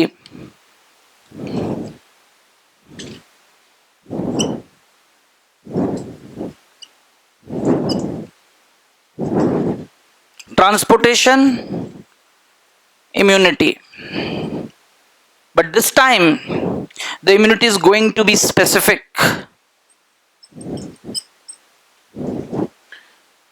because it is going to be acquired, it is going to be by an individual body. कौन किस एनवायरनमेंट में, दुनिया में एक जगह आपने बर्थ लिया, वहां के एनवायरनमेंट से आपका शरीर आपकी उम्र के वो 15 साल जब इम्यून सिस्टम ट्रेनिंग लेकर डेवलप हो रहा होता है, यस और नो, कॉन्कोमिटेंट टाइम पीरियड में, उस समय आपके शरीर ने जिस एनवायरनमेंट का सामना किया वहीं बीमार पड़कर अलग अलग बीमारियों का सामना करते हुए आपका शरीर रेजिस्ट होता गया धीरे धीरे विथ टाइम, यस और no, so that the second episode of that any such disease could not ever be repeated. अब यही आपको किसी हुलुलु के जुलुलु जंगल में जाना पड़ जाए 25 साल की उम्र में, मतलब आप इथोपिया और ऐसे खतरनाक देश जंगलों में, है ना, कुछ ज्यादा ही पढ़ाई कर ली और साइंटिस्ट जैसे बन गए कुछ ऐसा, और वहां पर जाके आपको किसी इंसेक्ट पे रिसर्च करना है, वहीं के जंगल में मिलेगा एंडेमिक स्पीसीज, कैसा स्पीसीज है, 15 दिन से जंगल में बिता रहे हैं इस उम्मीद के साथ कि वो मच्छर निकलेगा या वो इंसेक्ट निकलेगा, स्वार्मिंग, उसका ब्रीडिंग सीजन है। अरे कुछ आया समझ में, यू नेवर नो।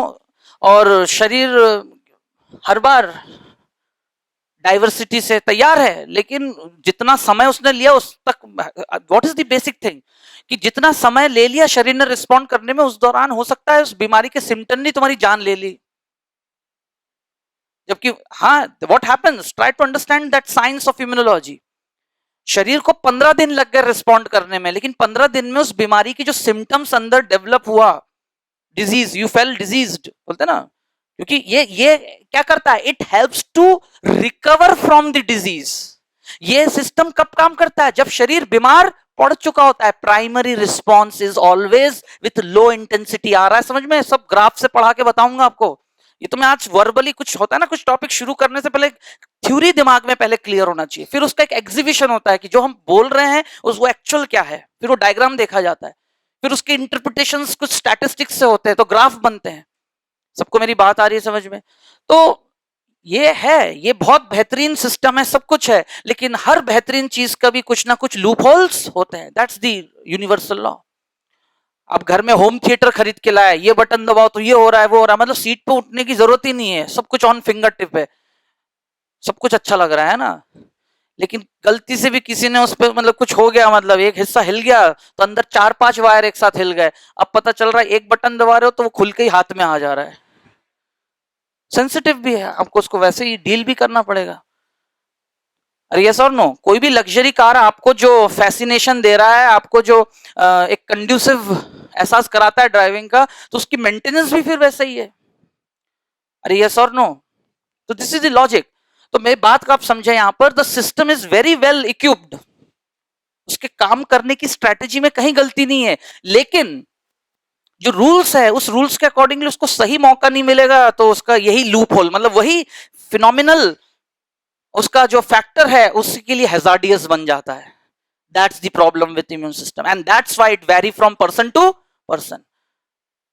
इसलिए उसको स्पेसिफिक इम्यूनिटी कहते हैं। क्या कहते हैं भाई? सिंपल सी बात है, two brothers brought up in a given environment, एक स्लम एरिया था या थोड़ा सा आसपास टैंगी प्लेस था, मतलब वाटर सोर्स ठीक नहीं, वही पानी पी रहे हैं, और एक भाई को जो है हर 1.5 साल में 2 साल में कभी ना कभी जॉन्डिस हो ही जाता है, और दूसरे को कभी हुआ ही नहीं है।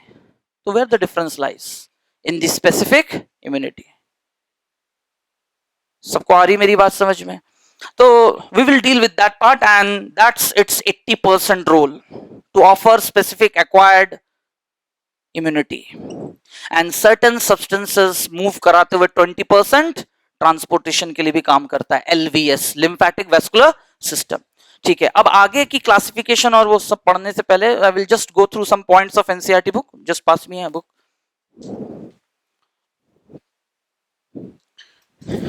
पहले मैं को रिलेट कर दूं कि कहां से क्या पढ़ाया गया है, आपको कैसे बताया गया है। That what you have to do in the home.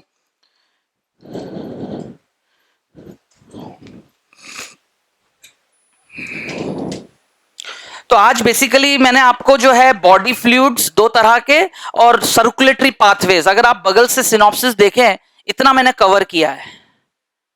ठीक है, अभी भी सर्कुलेटरी पाथवे फिर दो तरह के, ओपन एंड क्लोज्ड, और क्लोज फिर दो तरह के। वहां से हमारा टॉपिक जाके आज क्लास में एंड होगा, क्योंकि फिर अगले क्लास में हम शुरू करेंगे excretory sorry circulatory structure of two invertebrate member. आधे घंटे में वो कवर करने के बाद शुरू करेंगे human blood vascular system, the very first component. यानी नेक्स्ट क्लास में ब्लड हिस्टोलॉजी पूरा हो जाएगा। फिर एक क्लास सिर्फ ब्लड ग्रुप, ब्लड कोआगुलेशन ही कंप्लीट हो पाएगा। आया समझ में? क्योंकि ब्लड ग्रुप फिर क्या पढ़ेंगे हम लोग, पूरी जेनेटिक्स तक, कोआगुलेशन पूरा हीमोफीलिया तक। सबको आ रहा है समझ में? मतलब 45 क्वेश्चन जो कभी आने नहीं है जूलॉजी में। अरे कुछ आया समझ में? आउट ऑफ 90 इफ वी से इट्स 45, लेकिन पिछले 4 साल से पूरा धोखा हो रहा है। 40 से ऊपर क्वेश्चन आते नहीं है। लास्ट टाइम 38 थे, इस बार भी कुछ ऐसी थे 39 40। तो मेरा कहने का मतलब है then also let us take us the most worst की 45 क्वेश्चन में से मेरा टारगेट है पैटर्न्स ऑफ क्वेश्चन। कोर्स तो कवर होना है, अलग बात है। एक ऑर्थोडॉक्स स्टडी करते करते हम कोर्स कंप्लीट करते हुए एक अलग बात है, लेकिन पढ़ते पढ़ते आपको एहसास हो जाना चाहिए कि वेरिएंट ऑफ क्वेश्चंस क्या क्या कवर हो रहे हैं। सबको मेरी बात आ रही है समझ में? जैसे इस चैप्टर, ये अगर वर्सटाइल मैंने बोला है तो दो ही हिस्सों में बांट के आपके दिमाग में मैंने वो इंपैक्ट दिया है कि एक आप बीवीएस भी पढ़ोगे और एलवीएस, और ये पढ़ते हुए आपका 12th पोर्शन भी कवर हो जाएगा, 50% chapter of human health disease. सबको आ रहा है समझ में? और जब हम ब्लड हिस्टोलॉजी पढ़ेंगे तो हिस्टोलॉजी का क्वेश्चन मैं बार बार कह रहा हूं वो भी कवर हो गया, प्लस उसके जो एस्पेक्ट हैं ब्लड ग्रुप। तो ब्लड ग्रुप होना एक बॉडी का ह्यूमन बायोलॉजिकल ट्रेट है। क्या है? बायोलॉजी। लेकिन उसको डिसाइड जेनेटिकली कौन कैसे करता है, और अल्टीमेटली उसका सिग्निफिकेंस ह्यूमन जीन पूल में क्या है, to prevent mismatch blood transfusion, to prevent, क्योंकि which could turn out be lethal. उसी तरह से हम आरएच फैक्टर पढ़ते हुए हम पढ़ेंगे कि what is the role of eugenics. कैसे आज genetic counselling given human population में 4 जो पॉसिबल कॉम्बिनेशन ऑफ मैरिजेस हो सकते हैं, लेकिन किस कॉम्बिनेशन को वो नेग्लेक्ट कराना चाहेगा, अवॉइड कराना चाहेगा काउंसलिंग में, कि such couple with Rh negative female and Rh positive male shouldn't enter into the marriage combination. Why? What is the possibility? लेकिन अननोइंगली ऐसी शादियां हो रही हैं, और प्यार तो अंधा होता है, पता भी चल जाए तो भी कहते हैं देख लेंगे। अरे कुछ आ रहा है समझ में? और मेडिकल साइंस कहता है तथास्तु, आगे बढ़ो, because there is a injection called anti Rh या anti Rh antibody. RhoGAM D injection का नाम है, जो कमर्शियली अवेलेबल है। वो इंजेक्ट किया जाता है in such case of where the female has acquired the first pregnancy which Rh positive child. सबको आ रही मेरी बात समझ में? तो वो जो भी फिनोमिनल पैटर्न क्वेश्चंस है वो सब हम कवर करेंगे आने वाले दिनों में। तो you have learn that all living cells have to be provided with nutrients, oxygen and other essential substances. Also the waste or harmful substances produce. ठीक है, नीडफुल हो या हार्मफुल है, सबको ही जो है यहां से वहां मूव कराना बहुत जरूरी है, क्योंकि तभी तो continuously for the healthy functioning of tissue. ये ठीक कंसेप्ट वैसा ही है जैसे एक्सक्रीटरी सिस्टम पढ़ाते हुए समझाया गया था कि मेटाबॉलिज्म को हम नहीं रोक सकते, लेकिन हाँ उसके बाय प्रोडक्ट को अच्छा बुरा मानकर समय समय पे उसको फिल्टर आउट करना है ना, एलिमिनेट कर देना, मतलब डिस्कार्ड करा देना सेपरेट, पहले फिर डिस्पोज टेम्पररी और फिर परमानेंट। तो who will achieve it? That was the question in the chapter excretion and osmoregulation। और वो करते हुए सिक्के का दूसरा पहलू जो other side of the coin सामने आता था कि बॉडी शरीर से एलिमिनेट करते हुए चीजों को कितनी भी बारीकी से सेपरेट करे, लेकिन कभी कभी अनवांटेड के साथ वांटेड सब्सटेंसेस कौन, वाटर एंड इलेक्ट्रोलाइट, वो भी जाएगा, लेकिन कितना जाना अलाउ करें, that ability to maintain that consistency is called as osmoregulation. तो वो एस्पेक्ट खत्म हो चुका है, वो एक होम्योस्टेसिस का तरीका था। आज हम जो पढ़ रहे हैं कि सब्सटेंसेस सिर्फ मूव करते रहे एक जगह से दूसरे जगह, फिर देखा जाएगा क्या होना है नहीं होना है। It is therefore essential to have an efficient mechanism for movement of these substances to the cells from the cells. I have used that language. Different groups of animals, सीधा सीधा क्लासिफिकेशन पे आ गए कि ये जो मूवमेंट हो रहा है सब्सटेंसेस का, और ये होना इसलिए जरूरी है, तभी तो सेल तक और सेल तक पहुंचाना और सेल से ले आना। इस prior definition of what, transportation, इसी को क्या कहेंगे। लेकिन हाउ टू अचीव इट, तो सीधा सीधा मुद्दे पे आ गए कि in different groups of animals have evolved different methods of this transport. Living attribute transportation को एग्जिबिट करने के लिए हर मेंबर ने अपने अपने तौर तरीके से दो बातों को ध्यान में रखते हुए, habit, habitat, as well as level of body organization. Simple organism like sponges, coelenterates circulate water from their surrounding. इसको मैंने क्या कहा था, एक्स्ट्रा ऑर्गेनिज्मिक, क्या टर्म यूज किया था, फाइन। एंड उसके बाद आप देख सकते हैं from their surrounding to their body cavity to facilitate the cells to exchange these substances. More complex organism use special fluid. आज के क्लास का पहला शब्द यही था, fluids, और वो स्पेशल हो जाए तो बॉडी फ्लूइड हो जाएगा, within their body to transport such material। और सीधा सीधा मुद्दे पे आ गए, ब्लड एंड। लेकिन मैं एग्जैक्ट इसी सिंक्रोनाइजेशन को फॉलो करके पढ़ाऊं तो फिर आप यहां नहीं तो आप घर पे बैठ के भी कर सकते हैं। If you are in the classroom, मतलब आपको चीजें बारीकी से एक एक लिंक के साथ पता होना चाहिए कि कहीं भी क्रॉस बैक करके अप डाउन करके क्वेश्चन बने तो आप डेविएट ना हो। तो that's the difference. This is a reference literature book, text book है ये आपका कोर्स बुक है, ये सब्जेक्ट बुक नहीं है। सो कॉल्ड जो ऑथर है उसने ऐसा डिजाइन कर दिया है कि आपको अब ये सब चीजें पढ़ना है। पढ़ना कैसे है ये क्लासरूम टीचिंग डिसाइड करता है। सबको आ रही है मेरी बात समझ में? तो आई डू होप इन बीच का मिसिंग लिंक एक्सप्लेनेशन आप क्लास में आज समझ गए हैं कि कैसे मैंने आपके साथ चीजें कंपाइल की है while defining the significance of body fluid. वो होना क्यों जरूरी और कितने तरह के हो सकते हैं, लेकिन उनमें से फाइनली दो फ्लूइड आप बोल्ड लेटर्स में देख सकते हैं, यहां भी मैंने वही एग्जीबिशन किया है, ब्लड एंड। तो देखिए आगे क्या लिखा है, blood is the most commonly used body fluid by most of the higher organism. तो मैं कौन सा लोअर में पढ़ा रहा हूं, मैं तो एनिमल किंगडम में बोल ही रहा हूं। अरे सबको आया समझ में? क्योंकि ब्लड जैसा ट्रू बॉडी फ्लूइड कहां से शुरू हुआ, among the higher invertebrates, Annelida up till chordates. वो भी दो तरह से, पिगमेंटलेस एंड पिगमेंट, वो एक अलग एस्पेक्ट है। क्योंकि चैप्टर एनिमल हिस्टोलॉजी में साफ साफ लिखा है कि ब्लड की हिस्टोलॉजी और फंक्शनिंग को समझने के लिए आपको एक नहीं दो सिस्टम रेफर करना पड़ेगा, रेस्पिरेटरी एंड सर्कुलेटरी। ये दोनों चैप्टर 17 एंड 18 लिखा है कि नहीं लिखा है उधर? तो सही बात है। इसलिए मैं बोलते बोलते वहां इसलिए रुक गया था, क्यों? क्योंकि ब्लड में पिगमेंट का होना ना होने का क्या संबंध है? ब्लड तो अपना ट्रांसपोर्टेशन का काम कर रहा है, लेकिन क्या यह बात सही है कि हर ऑर्गेनिज्म का ब्लड गैसेस का ट्रांसपोर्ट कर सकता है? The answer is no.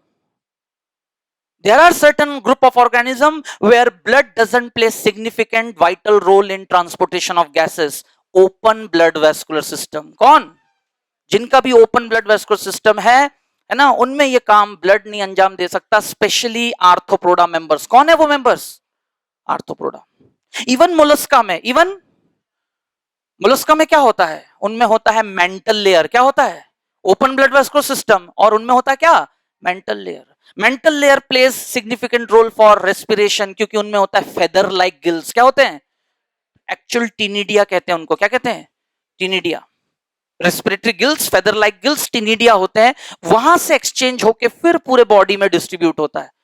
Blood का कोई रोल ही नहीं है। आया सबको समझ में?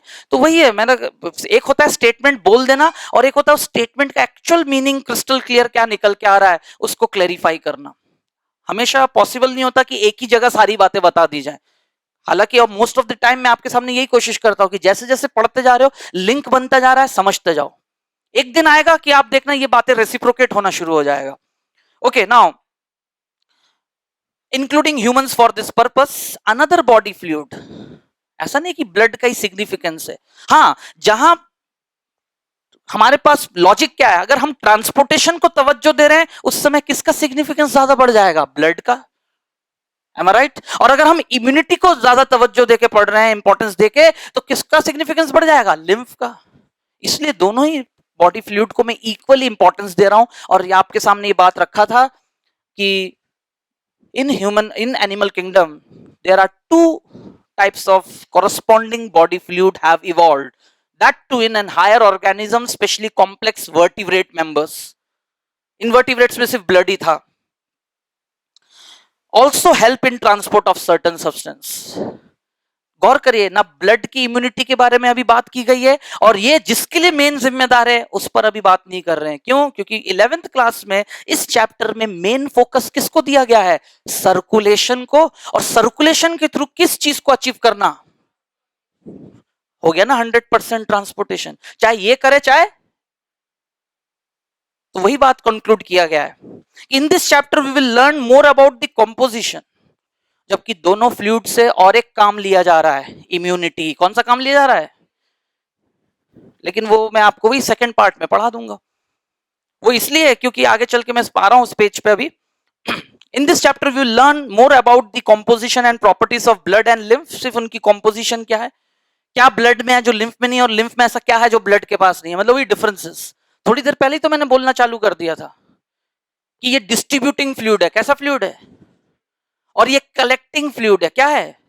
सही बात है, जो लेफ्ट आउट होता है ना ब्लड के एक्सचेंज के बाद। याद करिए उस दिन डायग्राम में यही तो समझा रहा था मैं आपको कि ब्लड कोई चीज लेके आता है सेल तक डायरेक्टली नहीं, वो टिश्यू फ्लूइड में पोर कर देता है, फिर वहां से कहां जाता है, सेल में। सेल कहां पोर कर देता है, टिश्यू फ्लूइड में, फिर टिश्यू फ्लूइड से कहां जाता है, ब्लड में, वापस चला गया। लेकिन इस एक्सचेंज के दौरान जो लेफ्ट आउट टिश्यू फ्लूइड है between cell and blood vessels, उसमें कुछ भी छूट सकता है। उसमें CO2, लेफ्ट CO2, यूरिया, बहुत सारी चीजें, मतलब जो भी प्रोडक्ट है, वेस्ट भी हो सकता है, एंटीजेंस हो सकते हैं, बैक्टीरिया के डेड पार्ट्स हो सकते हैं, और बहुत से बैक्टीरिया तो आत्मघाती होते हैं। Yes or no? There are two types of bacteria producing two types of toxicity, endotoxicity and exo। exo मतलब खुद जिंदा रहते हुए एक्टिविटी करते हुए टॉक्सिन बनाते हैं। और कुछ बैक्टीरिया, बीमारियों के बैक्टीरिया ऐसा है कि जब तक वो शरीर में है तब तक हमें कोई दिक्कत नहीं है, बढ़िया घूम रहे हैं वो among the other cells, bluff कर करके। क्यों? क्योंकि वो अपने बॉडी के ऊपर कुछ ना कुछ ऐसा बना लेते हैं where our immune cell soldiers couldn't recognize them. सबको आ रही मेरी बात समझ में? सबको आ रहा है कंसेप्ट समझ में? लेकिन जब उनको रिकॉग्नाइज करके और उन पर अटैक करने आता है मैक्रोफेज, और उनको वो चाहते ही है कि अटैक करे और उनको एक बार खाए, फैगोसाइटस करे, जैसे ही वो बर्स्ट होंगे, मतलब टूटेंगे, then they will release their toxin जो उनके अंदर स्टोर्ड था। और उनके मरण उपरांत, after their death, they are going to create problem for the body. This is called endotoxicity. क्या कहते हैं इसको? मेडिकल साइंस में पढ़ोगे, मेडिकल पैथोलॉजी सेकंड ईयर पूरा यही पढ़ोगे, और आगे की डिटेल्स। सबको मेरी बात आ रही समझ में? जो बेसिक्स चीजें ये बताई जा रही है, इन्हीं को आप आगे और अच्छे से पढ़ोगे, एग्जैक्ट समझोगे कि एक्चुअल क्या होता है, क्या हम समझते हैं और एक्चुअल क्या हो रहा है ये।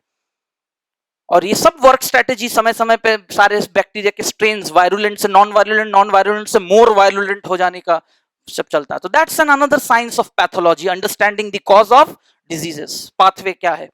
तो मैं जो आपके सामने बात रखने जा रहा हूं कि वो जो लेफ्ट आउट मटेरियल, तो लिम्फ का क्या रोल है? लिम्फ भी सर्कुलेट करते हुए ट्रांसपोर्टेशन ही करता है, लेकिन वो 20%, क्योंकि उसका जो बेसिक अप्रोच है काम करने का वो भी ट्रांसपोर्टेशन से ही अचीव होगा। कैसे अचीव होगा? इसमें हेल्पफुल सब्सटेंसेस भी थोड़ा बहुत मूव कर जाए, मेन है वो जो टिश्यू फ्लूइड रह जाता है उसको कलेक्ट करके ले जाकर नजदीकी सबस्टेशन लिम्फ नोड में डिस्पोज करना। जैसे समाज में क्या होता है, सोसाइटी में पेट्रोलिंग टीम इधर उधर घूमती है, PCR वैन और डायल 100 आजकल ये सब है ना भाई, क्योंकि क्राइम का नेचर क्या है, it can occur anywhere any time by any under any situation. Yes और नो? बोल के तो है नहीं कि TI साहब मैं बोल रहा हूं कल्लू पहलवान आज फलाना जगह पहुंच रहा हूं, आ जाइएगा अरे कुछ आया समझ में? वो तो कहीं भी हो सकता है उसका nature. Similarly what is infection? It's a successful entry of the pathogen, it can occur anywhere any place by any mechanism any time. कहां सिस्टम वीक पड़ गया और वो हावी हो गया और वो अंदर पहुंच गया, वो घूम रहा है अंदर, घूमते घूमते घूमते फैल रहा है इन्फेक्शन। जैसे ही कमजोर कुछ कड़ी मिली अटैक कर देगा, सिम्टम्स आना शुरू, and the body fell ill. Chapter का नाम ही था why do we fell ill, class 9th, याद आ रहा है जिन्होंने भी सीबीएसई में पढ़ा है आप में से? तो उस चैप्टर में भी तो यही कंसर्न बातें समझाई गई है। तो मेरा बात समझे आप, जो मैं आपके बात रखना चाह रहा हूं कि ये सिस्टम भी कोई अछूता नहीं है, इसको भी अपना काम इम्यूनिटी का जो करना है उसके लिए इसको भी क्या नेचर चाहिए, सर्कुलेशन। क्या चाहिए? And hence the chapter has been named. क्योंकि जो भी कल्प्रिट है भाई, पुलिस के पास भी तो सब तौर तरीके, चोर का पीछा तो करना पड़ सकता है, वैन है, दौड़ना पड़ेगा, फिजिकली उनको भी फिट होना पड़ेगा। सबको मेरी बात आ रही है? ट्रेनिंग के दौरान जब उन्होंने दौड़ा था, शूट किया था, उस समय तो वो टारगेट कहीं दौड़ नहीं रहा था, लेकिन फील्ड उसमें जब गए, पहले पोस्टिंग में किसी डेकॉइट का पीछा कर रहे हैं, डेकॉइट कहां, पब्लिक प्लेस में घुस गया। तो यही तो होता है बैक्टीरिया। बैक्टीरिया कहां घुस चुका है? Among the self cells. कहां? वो नॉन सेल्फ है, लेकिन वो कहां छुप के बैठा हुआ है? Between the. तो अब हमारा इम्यून सेल को दो चीजें ध्यान रखना है कि टारगेट ओरिएंटेड वो भी मर जाए और आजू बाजू के सेल्स को भी नुकसान ना पहुंचे। अरे यस और नो? सेम। तो देयरफॉर ये जो कंडीशन ही इम्यून सिस्टम को थोड़ा सा क्या बना देता है, लैगिंग। क्या बना देता है? उसको जो समय लग जाता है और उस समय के दौरान ही हम बीमार रहते हैं, उसको हम इंक्यूबेशन पीरियड कहते हैं। क्या कहते हैं? सबको मेरी बात आ रही है समझ में? सब तो बहुत सारे फंडामेंटल कंसेप्ट्स है। Finally talking about this chapter, we are only going to learn the mechanism of blood circulation to achieve transportation first of all in the chapter, with reference of composition of blood and lymph. लेकिन फिर देखें आप, page number आइए 282, page number 282 पे आइए। ये वाला point cover करने के लिए मैंने प्लान किया कि इसमें जो बातें लिखा है, जो डायग्राम में बनाऊंगा, एक तरह से पूरा लिम्फेटिक सिस्टम आपके सामने बना देंगे। और जब वो डायग्राम बनेगा ही, तो क्लास 12th एनसीईआरटी आज ही जाके आप घर पे देखिए, जहां इम्यूनिटी चैप्टर डिस्कस्ड है, वहां एक पेज पे कॉर्नर टॉप लेफ्ट कॉर्नर पे ह्यूमन इम्यून सिस्टम है ना, एक ऐसी आर्बिट्री डायग्राम बना है। वो देख के तो कुछ समझ में आएगा नहीं, लेकिन उसमें दिखाया गया है कि ऐसा पूरे शरीर में एक नेटवर्क है लिम्फ वेसल्स का, है ना। और मार्किंग में लिखा है, बस क्या लिखा है, थाइमस। मैं पूरा एक्चुअल डायग्राम बनाकर पूरी लेबलिंग कर दूंगा, कहां स्प्लीन, कहां लिम्फ नोड, कहां से बोन मैरो से क्या कनेक्ट होता है। और अल्टीमेटली उस पैराग्राफ, उसके बगल से जो पूरा पैराग्राफ लिखा है, उसमें टेक्निकल शब्द लिखा है माइक्रो एनवायरमेंट। क्या लिखा है? बस जिसको वो समझ में आ गया, उसको पूरा इम्यून सिस्टम समझ में आ गया। और इम्यून सिस्टम दो ही तरीके से काम करता है, एक्टिव एंड, यानी चैप्टर चालू। वो चैप्टर चालू हो गया, क्योंकि लिम्फॉइड ऑर्गन्स क्या होता है, लिम्फ वेसल्स क्या होता है, लिम्फ कैसा होता है, ये तो यही बता देंगे कंपैरिजन में।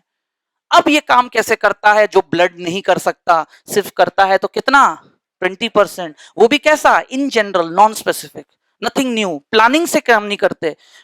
ऑल मैक्रोफेजेस जितनी भी 5 डब्ल्यूबीसी घूमते हैं ना, they are like those police constables, एक लट लेके घूमते रहते हैं ऐसे, जहां देखा उनको बस, दे डजंट हैव दैट डिसीजन। उनको उनका एक सेट प्रोटोकॉल है कि कहीं भी कुछ ऐसा हुआ तो बस वहां पर जाके ब्लॉकेज क्रिएट करके तुरंत हायर सेंटर्स को लिम्फोकाइन रिलीज करके, क्या रिलीज करके, अरे कुछ आया समझ में, इंटरल्यूकिन्स एंड लिम्फोकाइंस।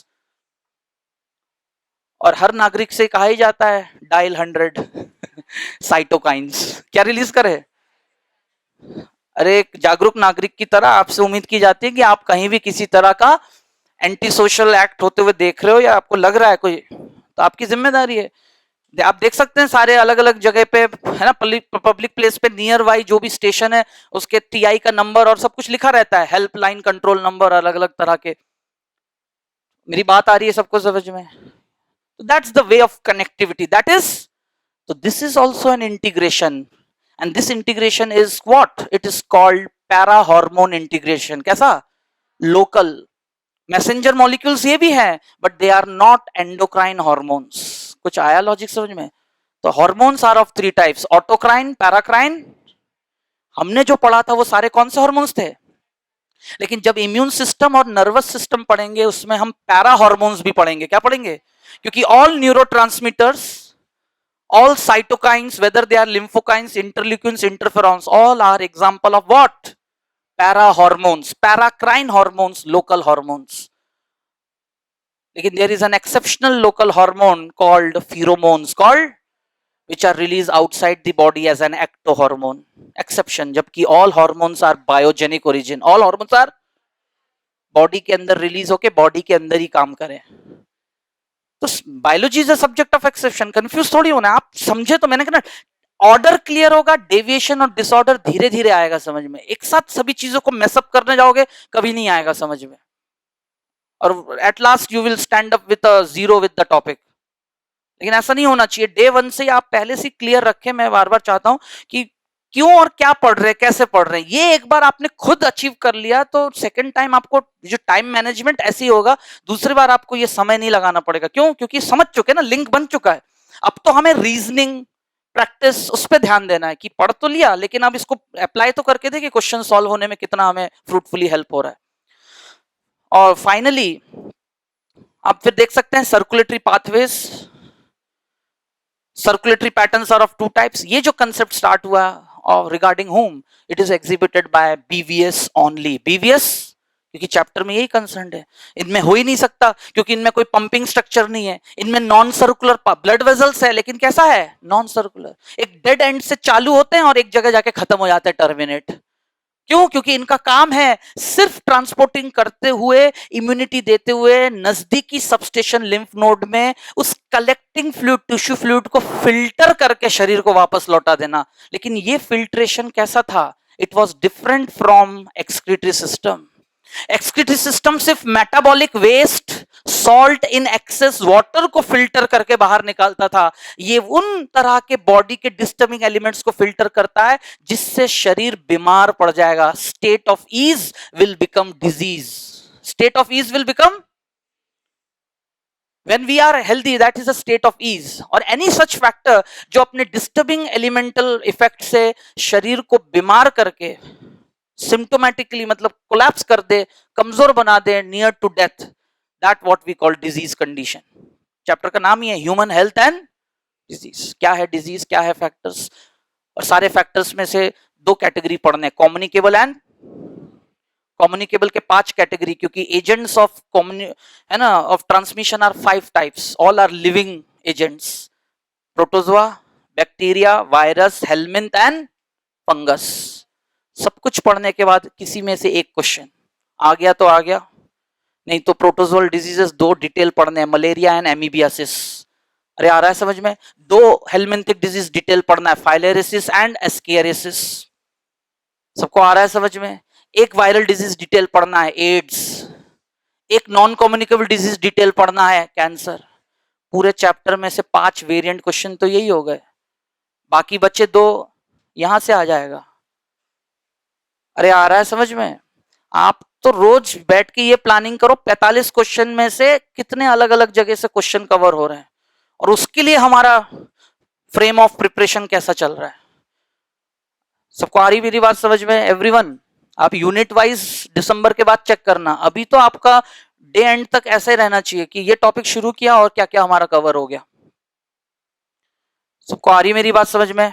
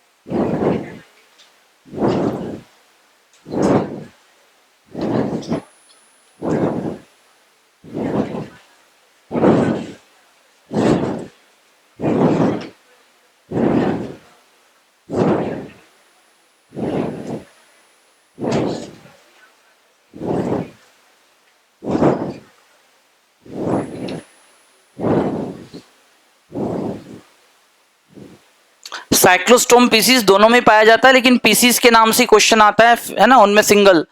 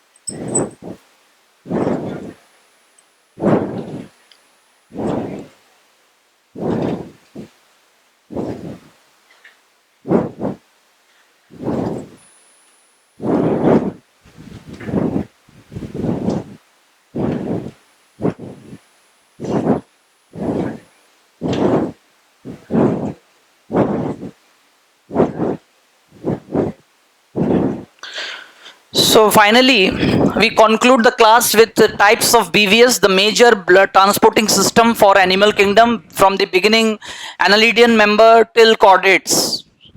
लेकिन whatever the position, BVS on the basis of their composition and components, the three components, out of them if blood vessel is reduced or absent, indeed open type, and if it is all the three components well developed and coordinated, it makes closed BVS with two patterns of circulatory pathway, single and double.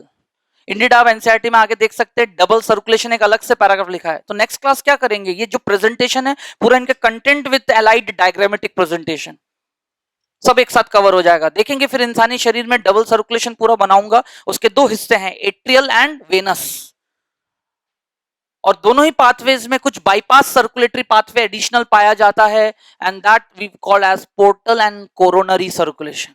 क्या है उनका, क्या significance है। फिर वापस animal kingdom में जाएंगे, portal system animal kingdom में कहां से पाया जाता है, वर्टिब्रेट्स में कितने तरह से पाए जाते हैं, तीन तरह से, रीनल, हाइपोफाइसियल एंड हेपेटिक। लेकिन किसी भी एक वर्टिब्रेट बॉडी में तीनों पोर्टल एक साथ नहीं पाए जाएंगे, तीनों में से कोई भी दो। तो these are the some traditional pattern question, इसको टैक्सोनॉमिक टच देके पूछा जाता है, बट वॉट एवर सो, चाहे वो वैसा पूछ ले या फिर इस चैप्टर के रेफरेंस में पूछ ले। जैसे ह्यूमन बॉडी में एक कंडीशनल ड्रामेटिक क्वेश्चन कि व्हाट वुड बी हैपन, मतलब कि अगर अमीनो एसिड इस पाथवे से इधर जाता तो क्या नहीं होता। तो that what I have depicted, I have mentioned that in the chapter excretory system, याद आता है सबको। मैंने flow of blood, renal flow of blood का डायग्राम मैंने शो किया था, जिसपे कैसे इंटेस्टाइन से हेपेटिक पोर्टल वेन से अमीनो एसिड लिवर तक पहुंचता है, फिर लिवर से यूरिया बनकर हेपेटिक वेन मैक्सिमम, याद आता है सबको। And then down the gradient, how it travels from which pathway, क्या उसकी डेस्टिनी है, कैसे वो वेनस सिस्टम से होते हुए हार्ट और हार्ट से होते हुए आर्टेरियल सिस्टम से आता है to the kidney. Biostatistics of renal blood flow, कि हर minute out of the cardiac output out of the cardiac output total blood volume 1/5 volume कैसे यूरिया लेके आता है रीनल आर्टरी से और जाते हुए मिनिमम रीनल क्या बोलते हैं यूरिया इन द वेन। तो वट एवर, सो वही उनका यहाँ क्या रिलेशन है सब बताएंगे। And finally complete double circulation, सबको ये प्रेजेंटेशन आ रहा है समझ में? Double tetrapod species, venous heart होगा। यानी अगला टॉपिक के लिए रिवीलिंग पॉइंट क्या है, what is the types of vertebrates heart. Human heart को देखने से पहले जैसे मैं एक जगह आपको लिखवाऊंगा, we human beings being terrestrial mammalian body have got closed BVS double circulation exhibit करता हुआ 4 chambered systemic heart, 4 chambered where the double circulation itself executed in 2 patterns among the complete double circulation, and those are body के अंदर double circulation खुद 2 pattern में accomplish होता है और दोनों का अपना अपना सिग्निफिकेंस है, pulmonary and systemic circulation.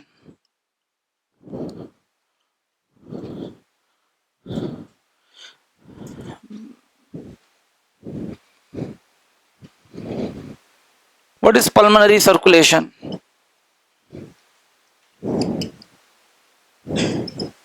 Heart और लंग्स के बीच और हार्ट और बाकी बॉडी सिस्टम्स के बीच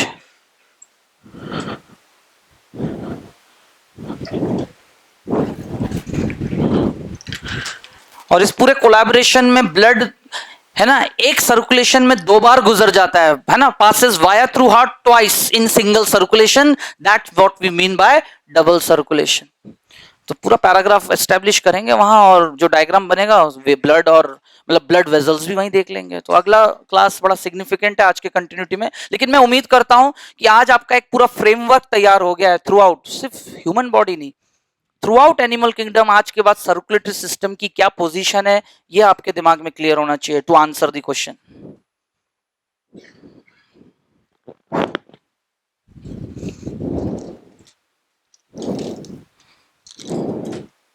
बुक किसका था, पास करा।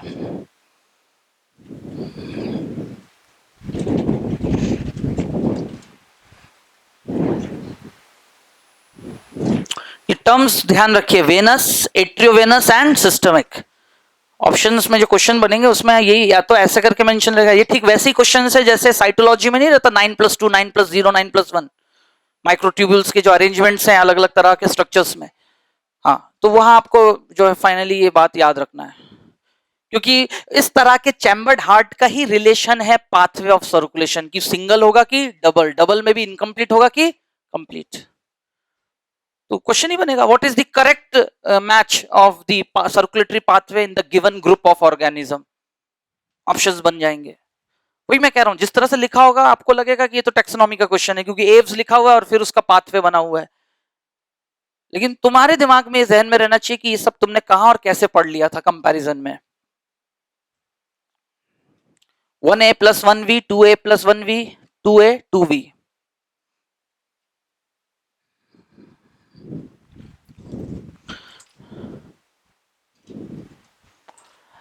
तो finally I conclude the class today till here.